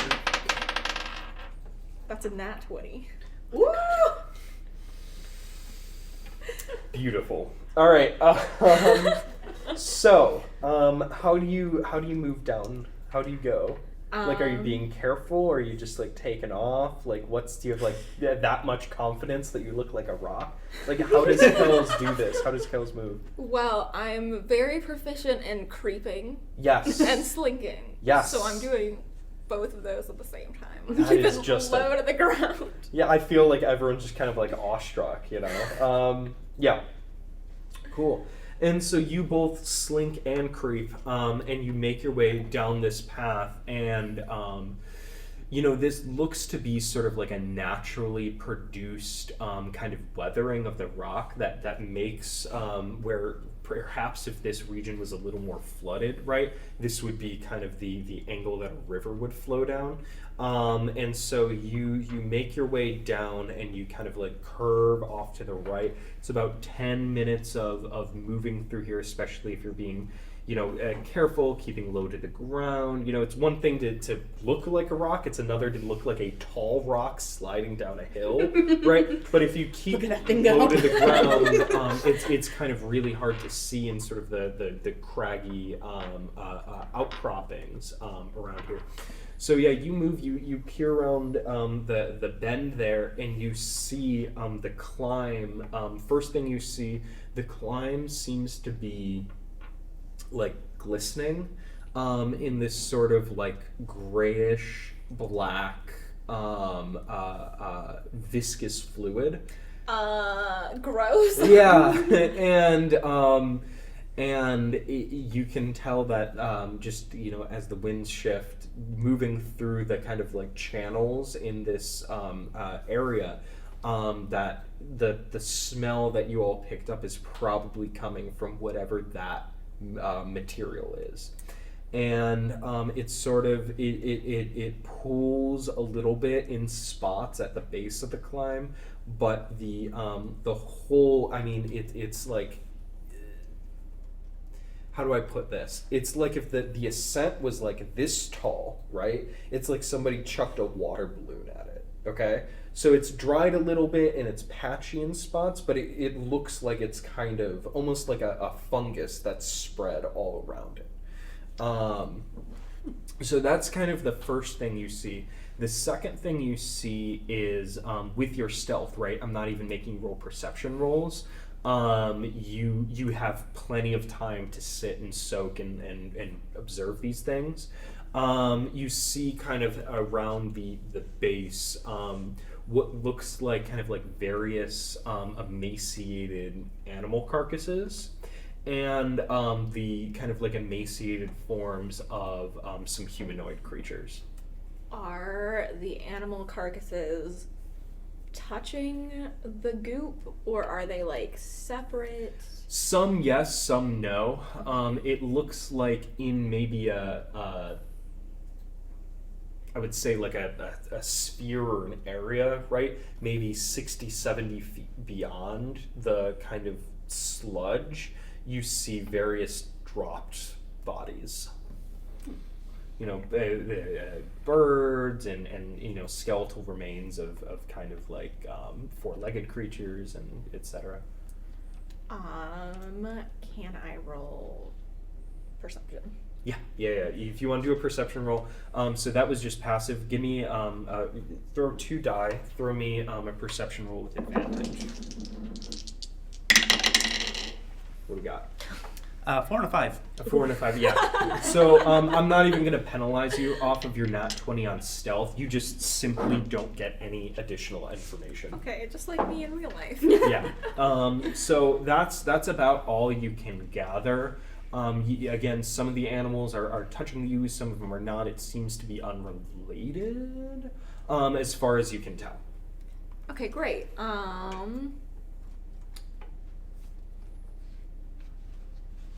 I guess if no one else followed me down, I will creep back up and report back to the party what I found down here. Yeah.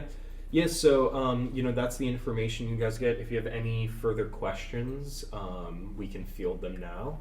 Okay. Does anyone have anything useful against a weird slime fungus that smells like imitation crab? Hot sauce. You have hot sauce? No, but that would maybe help. I can set it on fire. Kill I can the try. I can also set it on fire. Not with magic, though. Guess we're fucked. So I was down there for a hot second. I didn't see anything moving. It was completely still. Completely still, quiet, nothing. Mm-hmm. Had anything been chewed on? Anything been chewed on? No. Just it's an annihilation, right? That might be the best reference here, where things just started dropping, and you get they're all facing the same way. No, they're not facing the same way. There's no sense of like they approached in some sort of radius and died. It looks like they're just kind of scattered, facing in various directions, various states of decay. the best Kels that you can come up with, right? Because maybe this is not your area, is that they just fucking wandered in there to die.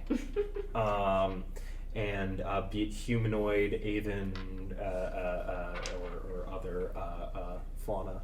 Okay, I'd like to try something else now.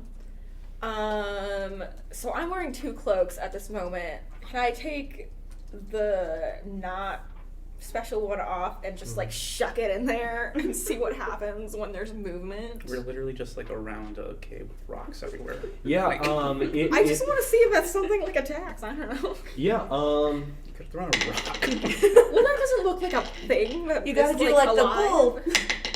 Matador style with the cloak. Try to get I'm him to just run gonna past. shuck it in. so, nothing moves Okay. down there.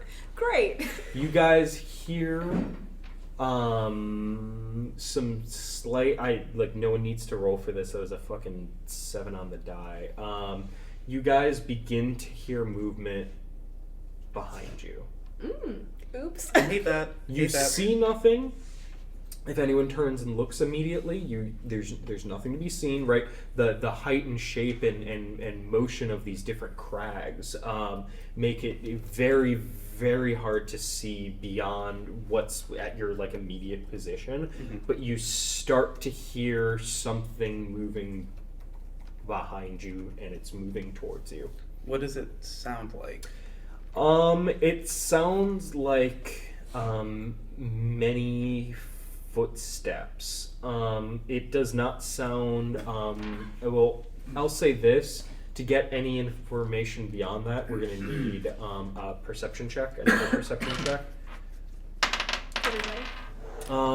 Yeah, for everybody. Plus 3, so I have an 18. 18? Yep. I have a 15. 15?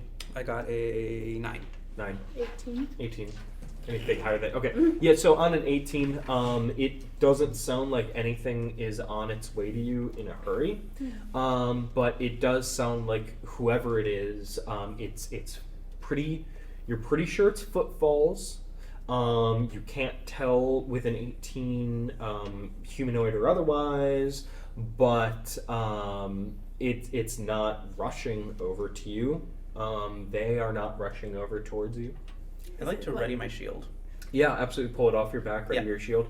Is it one person or many? Many footfalls. Okay. Many footfalls. I tell my peers that telepathically. Yeah. Do you have telepathy? I could speak, yeah. Yeah. Oh my god, you do. I forgot. Cool. Yeah. So, what's everyone's kind of reaction to this? I cast Expeditious Retreat. Okay. If there's nothing else, does anyone look at care to look at Macaria? Yeah, keep an eye on her. Yeah, so she stiffens and starts kind of like backing up towards the descent to the climb there. I ready my boomerang. If you guys maintain position and just sort of ready yourself, you hear this sound, this many-legged sound move towards you, and then suddenly, all at once, you guys see what looks like a wave of stone and come over the last kind of hillside into view.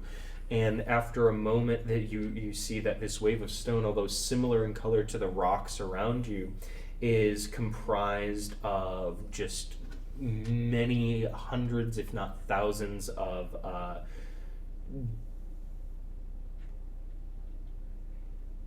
disfigured body parts. Ooh. Is the best way to say it.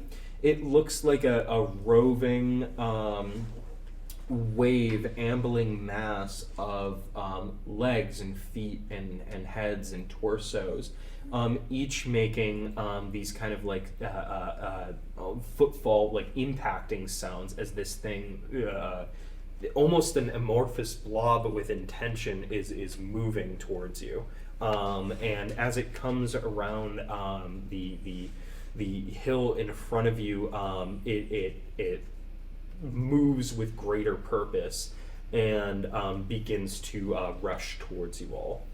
You see, even at your distance, this thing is at minimum 100 feet across, and it has sort of a shifting fluid form of these sort of like mostly humanoid-looking body parts from where you're standing. It's coming towards us? Oh, it's coming towards you. Can It's I just cast one, right? command? Just one. You could cast command. I'm gonna double check command.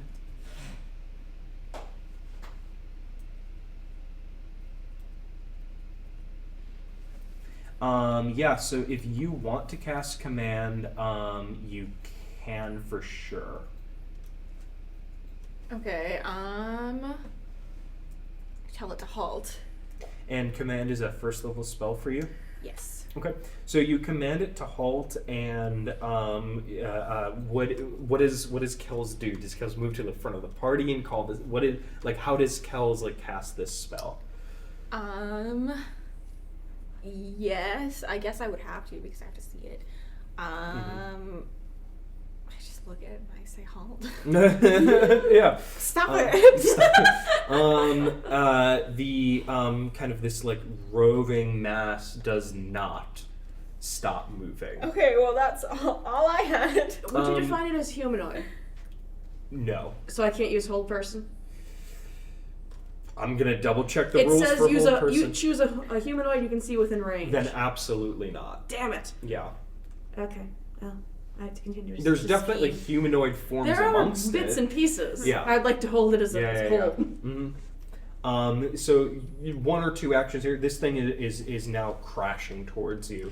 It's gaining speed. It'll be upon you. Are we in close just a enough couple that what's her moments. face can see if those are the bits and pieces of her friends and family?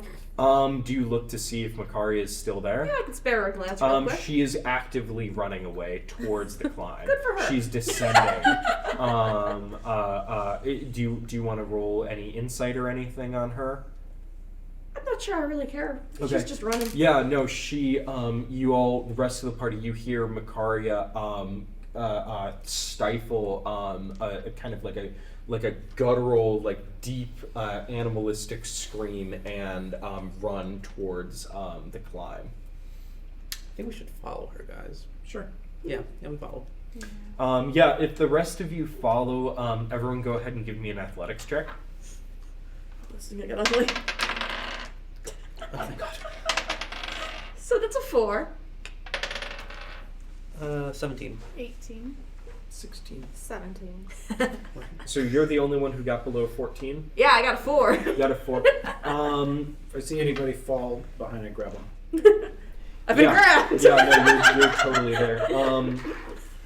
Here's what I'm gonna do, because I do believe Calagon would be ready. Calagon, make a dexterity saving throw, and I'm gonna. What's your roll? 6. A 6. I'm rolling 2d4 in damage as you roll down this hill. So that's going to be 6 points of damage.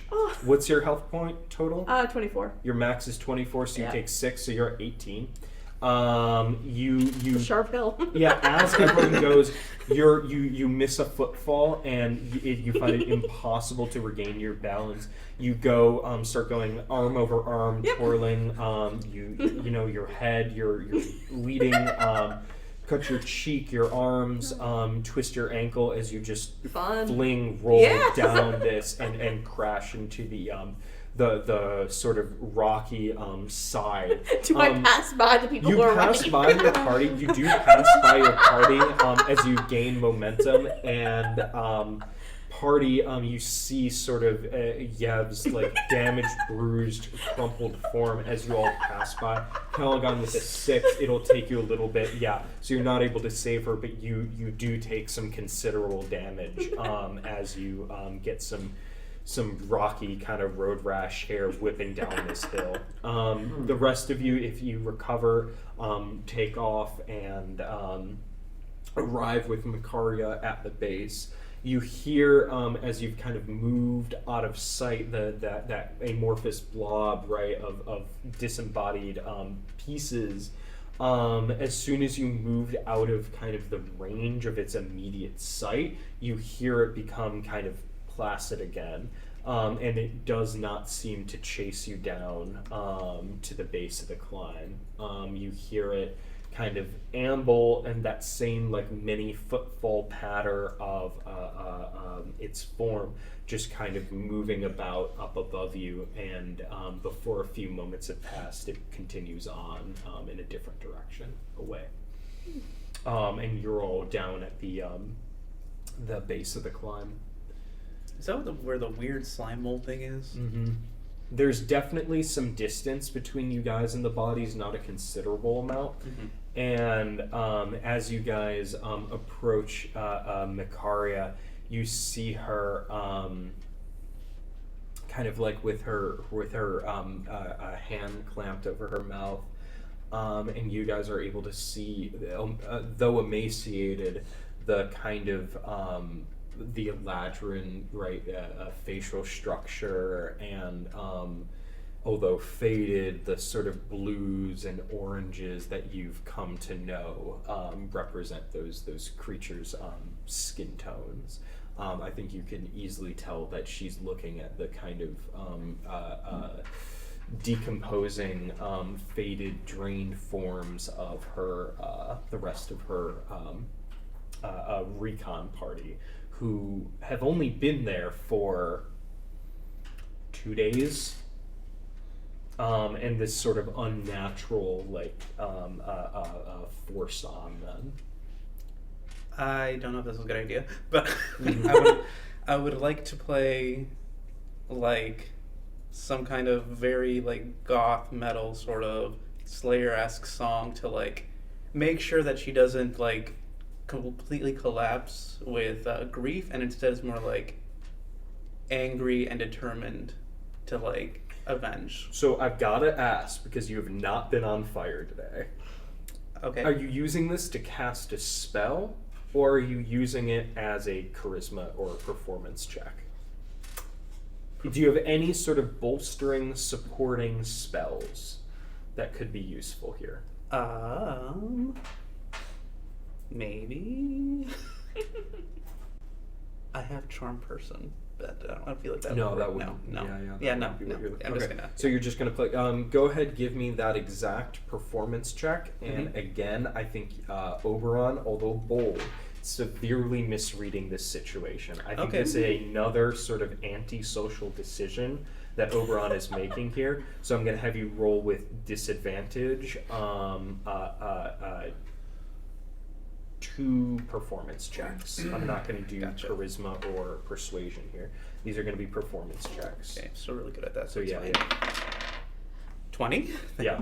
Fucking Christ. Yeah. And 17 plus 5 is 22. A 22. So something about it, I think, wow, a 22 was your worst of 2 rolls. Something about the way you sort of approach this sort of like battle music, maybe with between the absolute overwhelming horror of what she's observing, the absolute like frustration she's had with you all, you see sort of like a rage begin to form in her, and her sadness kind of festers for a moment. And you see sort of glowing from within her, she begins to radiate like a swirling orange kind of like vortex around her. She begins to glow like white hot, and if any of you are like anywhere within like 80 feet of her, the temperature begins to spike. The closer you are, but it's noticeable even at a distance where she glows with sort of this intense flame. and begins to, between like racking sobs and sort of like hideous screams, begins to just like as she like projects vocally, right, these sorts of like waves of flame emit from her, searing the bodies that are beyond. And at a certain point through like this absolute just like overwhelming grief, that I think you have successfully been able to like pull out of her finally.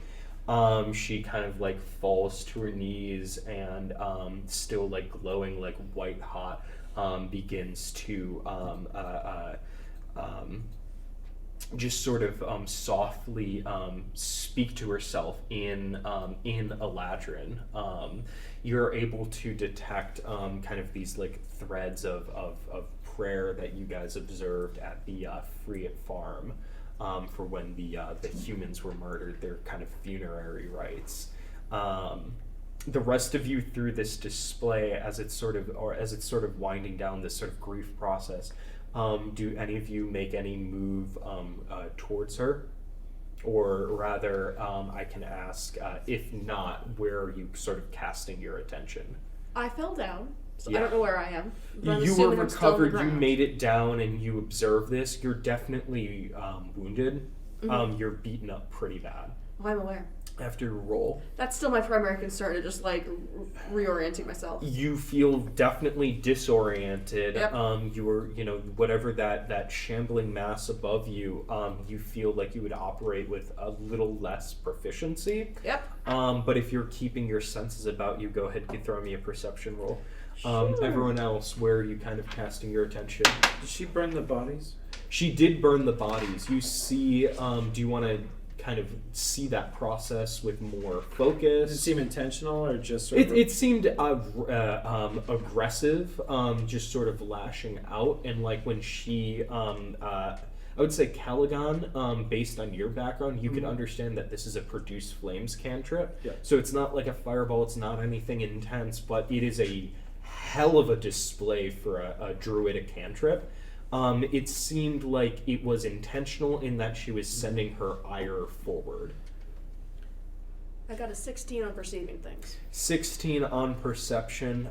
You notice that sound of that shambling kind of like fluid-like mass of body parts you're not able to hear it anymore.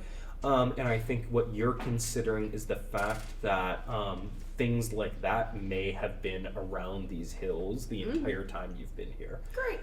So you don't know if there's other more sentient things watching you, but if that thing just sort of rolled up, there's no reason for you to believe, being on edge, that there's not more of them that you guys have not just been lucky and avoided an encounter with. Okay. I have a question. Yeah. How hurt is Yef? Is that healing hand? 6 points of damage, reduced down to 18 from 24. I would say, I can do that 3 more times, then I die. bleeding, cut, bruise, right? That's a third of her hit points. If you had the intention to heal her, I think you could tell that would be a good move. Okay. Yeah. Because I couldn't use it again until after a long rest. Yep. Yeah, Do you have any other healing spells? It's a cantrip. It's a cantrip, but it's once per long rest. That's what it says. Yeah. Cool. If what's its max healing? 1d what plus it says what? equal to my level, but I don't have. Okay, so it would be your class level, so it would be 3. Because your third level, you only have 1 class, so it would be 3 points of healing. If I'm reading that right, I'm gonna double check healing hands. Just give you the salve. Healing hands, 3rd level magical healing. That's for monks.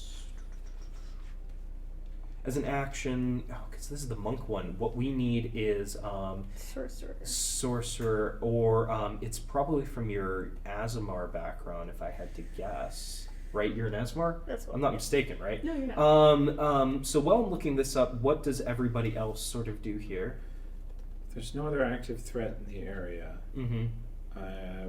I'll approach the bodies of her fallen comrades and ask her what her custom is. Bury or funeral pyre?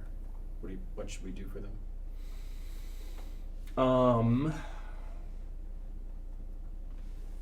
She, as an action toucher willing creature, roll d4s equal to your proficiency bonus. That's what it is. So it's what's your proficiency bonus? +2. +2. So you'd roll 2 d4s, and that's once per long rest. So it would be a range of 2 to 8 points of healing if you want to use it. So you approach her and you ask her kind of about funeral rites, and she looks at you. Her eyes are like totally whited over, and go ahead and roll a Constitution save as you do approach her through the heat. Garbage. 4. 4. To do this, you're gonna take a d4. So that's 3 points of damage. Moving through the just sweltering heat surrounding her. But I think your ability to weather that and sort of approach her, and how do you approach her? Do you just kind of hover? Do you get down on her level? Well, I was going to approach the bodies. The bodies themselves? Yeah, like help her bury them. So you move and you act as getting right to it, and so something with that, she's kind of like wordless, and as you cross her, you take that flame damage, but you do weather it, and she looks up and she sees you move beyond her and kind of address the bodies of the elves that are there, that are now both emaciated and charred. Whatever clothing or equipment they were wearing is totally burned away, and the heat begins to die down, and she doesn't get up, but sort of like almost like stammering weakly moves through a chant that you see now with your kind of connection to her, that you've seen through her druidic magic and her recognition of you, is this sort of like druid speak tinged with Eladrin. And after seeing their previous rite, there's something about connecting the Fae that have made a home here generations and generations ago, long before the Empire moved in, of returning them to whatever foothold the Feywilds have in this region. As she goes through this sort of chanting these very similar like funerary rites, where the bodies of the Freet farmers began to dissolve into light magic for all intents and purposes, these bodies remain in their exact form. And she gets, as she speaks, begins to get choked up, and continues her rites, and stands and addresses you, Calagon, and something with this place, and none of our kind have ever fallen here. Something with this place is blocking the presence of the wild magic that my people brought here centuries ago. Do you need more fire?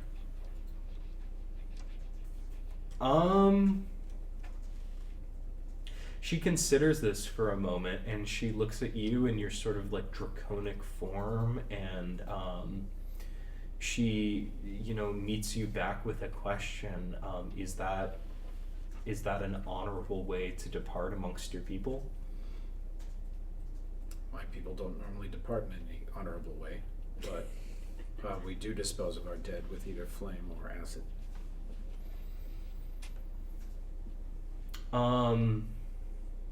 She nods and considers this for a moment. She looks at the bodies here, still not addressing any of you behind, and comes closer to you, Calagon, and says, she sort of steels herself and she says, magic is, or fire is sort of magic in itself, reduces to ash and returns to the earth. I don't know what it'll do to the fey energy of my people, but at the very least, They their won't physical become- forms. They won't become part of that thing. And at that, yeah, she sort of goes silent and looks to you, and then back to the bodies and goes about the work of pulling them back from that sort of miasma of viscous fluid, and she begins laying them one at a time and clearly looks uncomfortable and looks a bit towards you, Calagon, to see if you have any guidance here. I say, if this bothers you at all, I'll do it. I can cast Produce Flame also, and you can just look away. I'll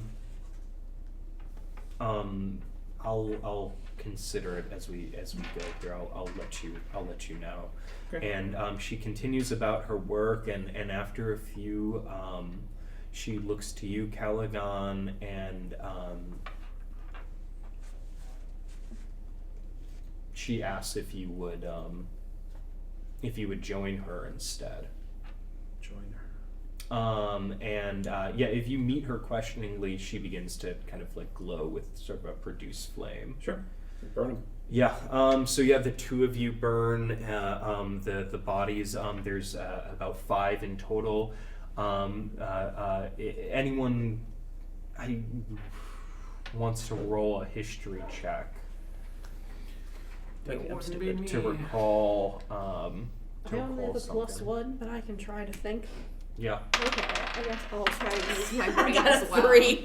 Yeah, I got a 6. 6. Yeah. Okay, well I have a -1. I also do. 8. That is an 18. With an 18 Kels, you're the only one, and maybe there's something to it of people have come to you in times of need and understanding kind of the fraught state of somebody and you recall amongst everything and Makaria's kind of coldness and fear that one of the bodies that she's burning is her brother. So, this process goes, those of you that are sort of hyper vigilant here and allowing this to happen, I would go ahead and give me another perception check. And this is just, again, player honesty. This is not everyone. Whoever feels like they would be maintaining their sort of hyper vigilance. 10. Also 10. 10. 11, 6. 6. Through this process, the magic is quiet, it's subdued. It's not like Makaria's kind of like outburst of processing that happened when she descended down here. This is, you guys hear like a roar of flames as Calagon and Makaria work together to reduce these bodies to ash. Just absolute intense heat, and in fact some of you might move, further back up your descent here to insulate yourselves from it. And after a bit, you guys move to that position. You don't hear or see anything else. So nothing that's happening here seems to be calling attention to yourselves. That kind of like mass that was moving, it might not have this sort of perception to clock what's going on here, right? It only moved on you guys when it maintained some sort of like line of sight. Nothing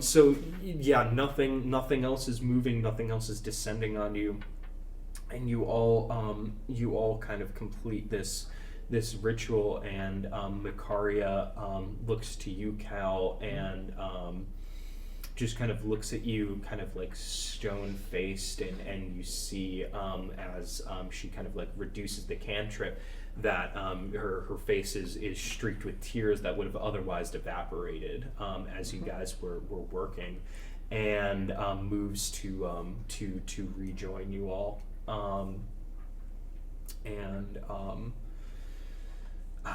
is just sort of silent. So as this was processing, as this was happening, the rest of the party, where were your heads of what your next move is? Because you found evidence of the elvish Eladrin, right, recon party. You found the camp, but you found no evidence of what's happened here. Which is what your explicit task was. That was your end of the deal. That's what secures your way home, is that sincere follow through. There may be other creatures roving beyond you. No one knows what's in front of you other than this sort of viscous fluid up the climb and the area beyond it to investigate. What's sort of the party's direction here? Do we have any like containers we can take some of that fluid? You want to touch it? Don't touch it. I would say, but with, everything you guys are carrying, with as well equipped as you guys were, with what Calagon has, if you want to find like glass, like tinctures and jars and vials, some combination thereof, you could try to go get a sample. Do I Are like? you wearing the acid ring? Put I that am. on right now. Okay, yeah, do I that. do have my acid rings. Yeah, yeah. I collect some of that fluid. Yeah, so Well- go ahead and make well, let me put it this way, right? You make your way over there. You approach past the bodies where the elvish, the Eladrin bodies were burned. Is just this charred like crater impact, right? Not like in a physical sense, but in sort of like a burn, like a fireball impact from the heat of these flames. There's nothing but ashes behind. So you kind of go past the bodies and you kind of like move the other like animal forms. You don't really see any other humanoid forms in here. You see, right, deer and sort of smaller creatures, birds, of very songbirds, and more like eagle, larger sized aven creatures, and so you kind of like stab like around their like emaciated corpses. They're like thin, leathery looking where they are, fur missing, feathers have been falling out, eye sockets kind of like sunken and hollowed in, and so you're kind of like doing your best to navigate around them, and you approach kind of you're maybe 5 feet away from this fluid, and again you see it's kind of this swirling black ichor that's covering it. It looks like thick in the sense of if you were to like press into it, right, and depress it, it would spring back or have very, very little recourse, but you would be hard pressed to like push through this and touch the ground behind it, right? It looks very solid in the way that like cornstarch, right? A cornstarch solution, like a ferrofluid could look. Does that kind of make sense? Kind of. Can I like get a stick? Yeah. And like scrape it? So, I mean, you total rocky around here. There's no stick. If you've got a weapon on you that you would yes. like to kind of make a impact before you reach down with the vial. Don't you have like 5 bows? I Like, do have bows. I have some daggers, so I'm Mhm. gonna pull out a dagger I don't quite care for. And, Okay. Yeah. And do you like, so you're approaching it, you're right up to it. Do you touch the very edge? Do you poke into it? Do you throw the dagger? Like, what do you do? Like, what do you do specifically? I come up to like the right of it and kind Yeah. of like poke it. Like from like at its very edge? Yeah, like at an angle. At its very edge. Cool. So you poke it, and the blade kind of like slides into it, right? It's not like piercing water. It's like piercing kind of like this thick fluid. You feel no resistance as the blade passes through, and after like an inch or two, you see the tip of the blade disappear. You strike stone Okay. very Okay. suddenly. Can I just take the inch or two and put that into the jar? Yeah, like you would scrape it back Yeah. with the So as you go to kind of like cut a piece of this off, I'm going to need you to go ahead and make a dexterity saving throw. Okay. Something's gonna happen, huh? Can we like not touch weird things? It was 6. It's for science. Yeah. Okay. Cool. So, Right now we're the sciencey side of Tinder. what is your you said you rolled a 6? Yeah. Okay, cool. So as you pierce, right, it does nothing. As you go and pull back, right, kind of like a sample on the tip of the blade, this like stringy mass goes and catches you right at the elbow on the inside of your arm, and begins to kind of slide over and begin to move up and down your arm simultaneously as this fluid moves over you. I take off my cloak. Yeah, no, 100%. Yeah, you throw off your cloak. Do you drop the knife? Yeah.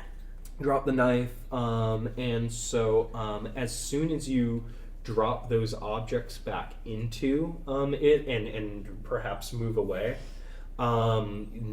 it does not pursue you. It does not move with any concerted intelligence, and those objects drop into the fluid, and it remains perfectly still again.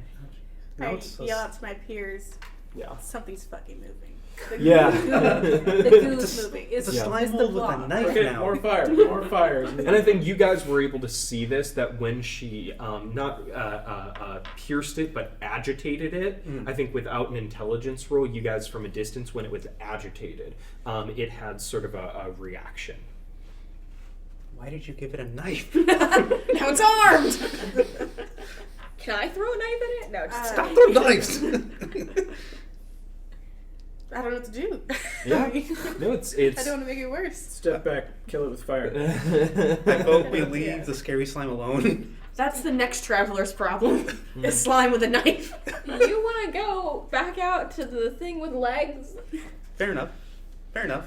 I yell Okay, at Cal, we he have can burn it. slime and we have something with many pieces that isn't of this plane. I got attacked by the hill itself. I am less afraid of those two things than I am of this hill. Kels, go ahead and roll me insight off of that line of thinking. Okay, well, you see I'm not very smart, so. And yet you Yes. make a very salient conclusion. Oh, I am very smart, actually. Second to last episode. Smart confirmed. That is a 15.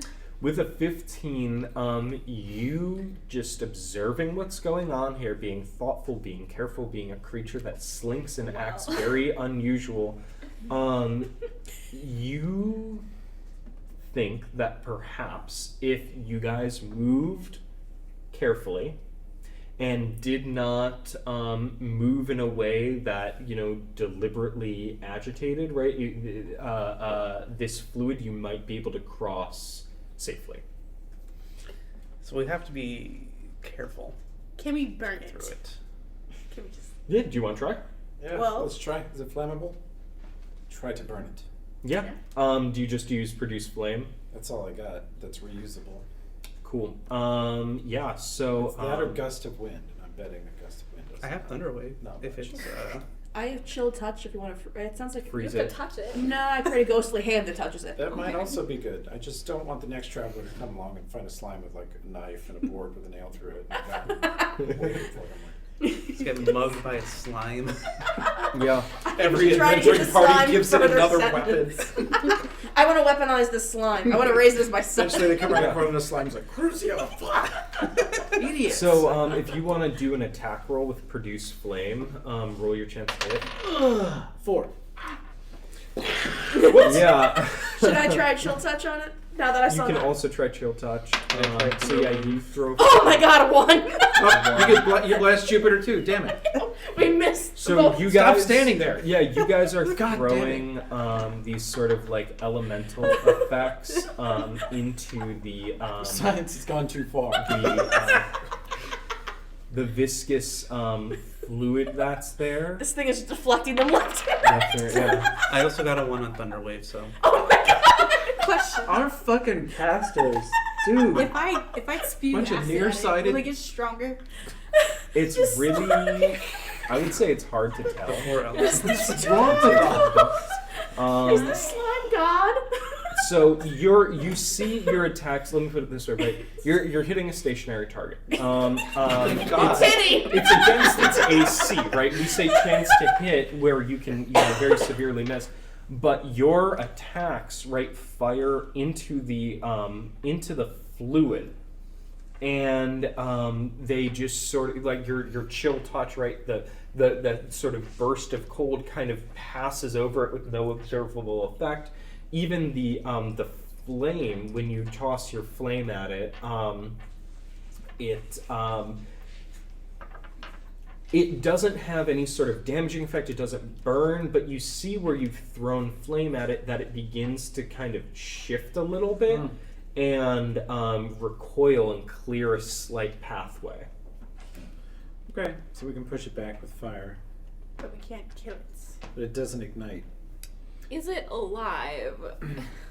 What's your definition of alive? Can it vote? Depends on the I election. would like to argue that it Depends should. on the county. You know slimes never show up for the primary. I'm gonna give this slime voting rights. That's gonna be my other side quest. It consumes things, but it doesn't. It's like reactive, but it doesn't have sentience. Is that? Can we see I this? think based on your information, that might be a fair conclusion. That seems like the thing that was up there as well. No, Because I tried to cast something that only works on things with sentience, Mhm.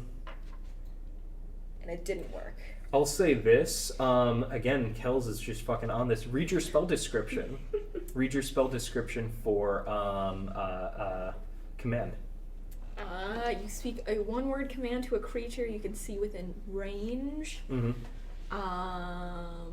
The spell has no effect if the target is undead, Mm-hmm. if it doesn't understand your language, or if your command is directly harmful to it. Yeah. So I think that should help you kind of connect the last pieces here about that creature you encountered. This seems also without sentience, perhaps not undead, but definitely without sentience that at least you all can understand, right? Same way that like maybe a mushroom or a fungus has pretty concerted sentience. Can we teach it common? You I can don't think try. that's time effective at this moment. Can I strike it with lightning? Oh my god. I already did that. Lightning? Yeah, we go missed. for it. Did we try electricity? But yeah, I did it's like a Thunderwave. nat one. Oh, I didn't resolve that. Did you throw Thunderwave? Yeah. What was your chance to hit? I got a 1. One. And Yeah. go ahead, give me an attack roll as well. We'll resolve both of these Which at is the like same a time. D20. Yeah, yeah. Okay. We were like a Missouri fireworks display. That was fun. Amazing. Random, Yeah, so uncontrolled. as you guys are like sending like lightning, electricity like leaps from your fingers and flies into this ooze, and just nothing seems to react to it. The only reaction you've seen has been agitation and fire. Alright. Use fire. Push it back. Leave ourselves a nice wide space Path. to walk. Yeah. What about the other people? Can we just write a note? do Can you we mean? just like carve into the wall? Do not touch. Do we have anything flammable I with have a us? grenade. What what potions, other equipment do Can you I guys use my have? fairy gloves to mark this thing and make it glow forever? I mean, This is not a place it of honor, only it's a place of lasts for a slime. little bit. Maybe it only it's- lasts for a little bit. Maybe it's scared of the light and not the fire itself. It is a slime mold. Does anyone have a flashlight? Or just the light spell. Or a flashlight? No. I can cause flames to flicker brighten, but I don't know if I can make them appear. I could shake the ground. Maybe I could if I shake the slime. Well, if it's repelled by fire and me and Charcuterie can cast Produce Flame endlessly, I'll go first, leading, like, opening a path, and then she'll come, like, I halfway can cause in. your flames to brighten. Like 3 or 4 people back, she's there, like, continually pushing it back also, and we'll all get through safely, Okay. maybe. Hopefully. We'll see. Is that okay with Mercurial? Mercutio. Marsupial. No, it seems good with her. Did you want to try to command it, Kels? It's too dumb I to don't think command. that it's going to work. Have we tried yelling at it? Yev. I can yell. Yeah. I use thaumaturgy, my cantrip that I spam. Yeah. And what do you say? Jump scare. I just scream. I just let out a piercing scream. Piercing scream, sort of rips out, and We're in a cave. do me a favor, roll a performance check. Okay. Got +2 there. 5, 7.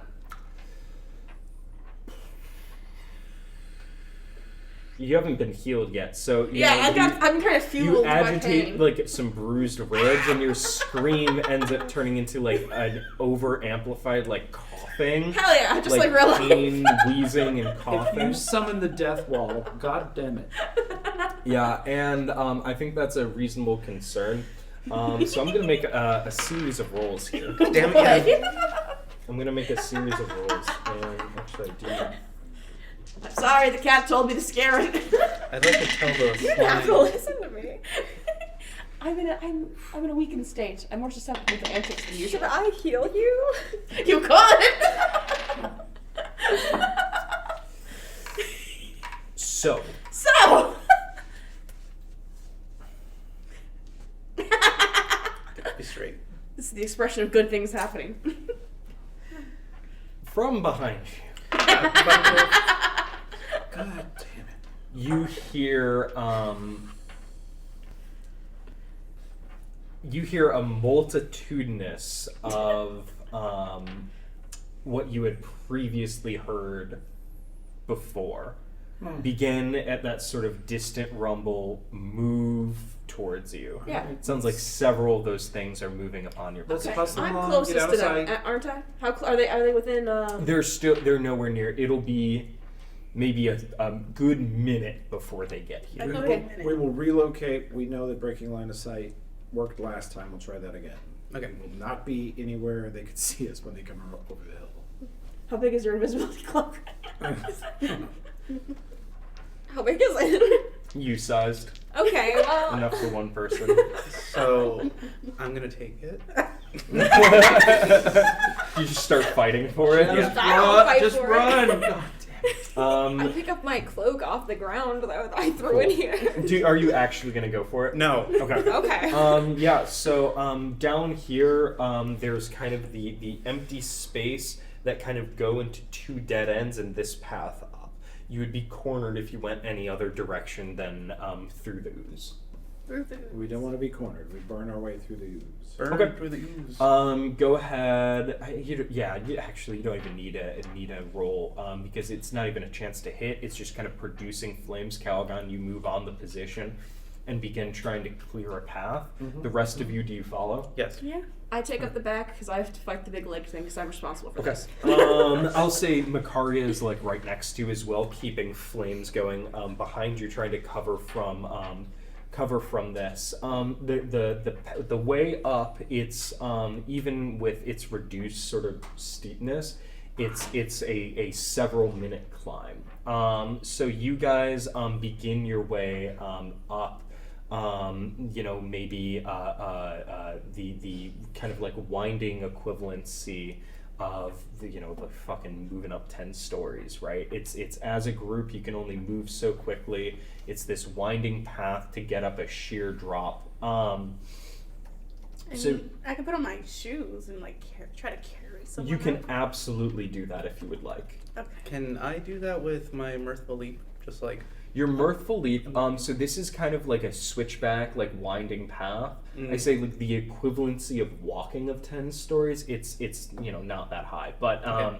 yeah, if you want to try to leap from level to level, Yes. I'll say it's a DC 18 with your mirthful leap. okay. So I'm gonna pull that back up again.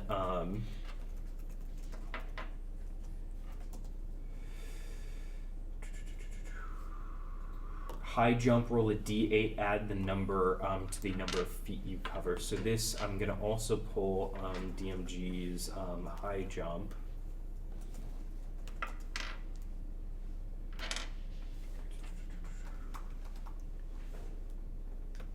Let's see.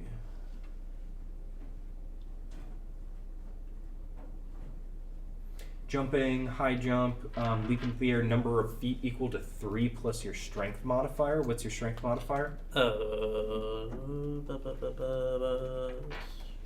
Where's my strength mod? Oh, there it is. +1. +1, so that's going to be 4 plus, was it a D8 or was it 8? Remind me. I think it was D8. A D8. I'm going to double check here.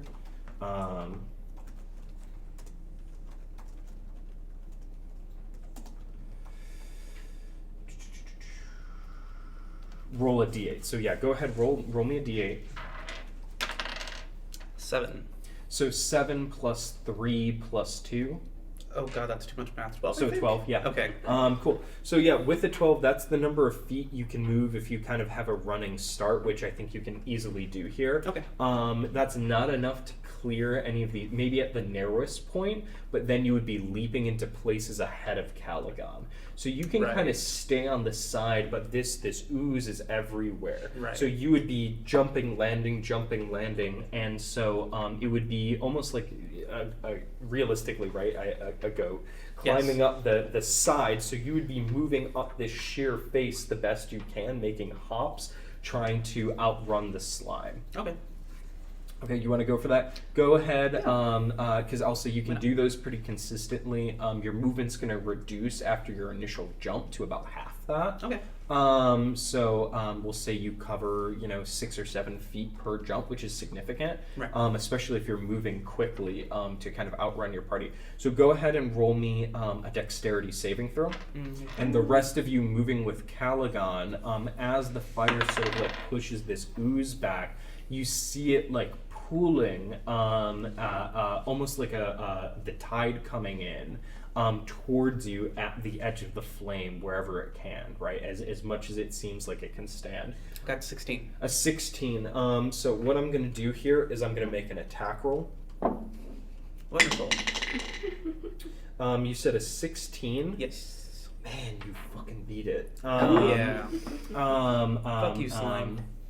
So you are jumping, and as you jump, you feel your foot like it's this really subtle sensation of landing on something cushioned and kind of like pillow around your foot, and then you leap off before it can kind of gather, right? Yeah. And you leap off with such intensity that nothing is able to stick around behind you. You're able to break whatever sort of like viscous property this contains.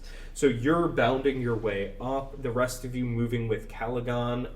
Calagon, are you moving, like, are you pushing it? Are you trying to move within the realm of your flame? As quick as possible. But I still have expeditious retreat up, so even if I have to move half speed, it should still be increased. So you guys make it up about 2 winds of this switchback. You're maybe a third of the way there, and you see kind of cresting above that descent those roving kind of like mass of disembodied components. And they see you guys, they see the flame, and there's absolutely no cover here as you guys are moving, the switchback winding up, and they begin to roll down, swarm down the path that Yev had taken a tumble down just moments ago, and rush towards you all.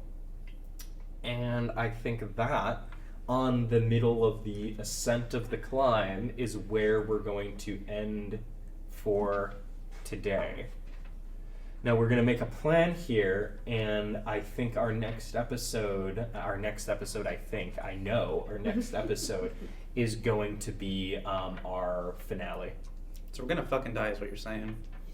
I'm saying that I want you to live. Thank you. I don't know that's gonna happen, but thank you. Cool. Well, that's it for Greater Shores today. We leave our party in sort of dire circumstances, and we will resolve whatever absolute shit scenario they've gotten themselves into next time. Goodbye, everyone.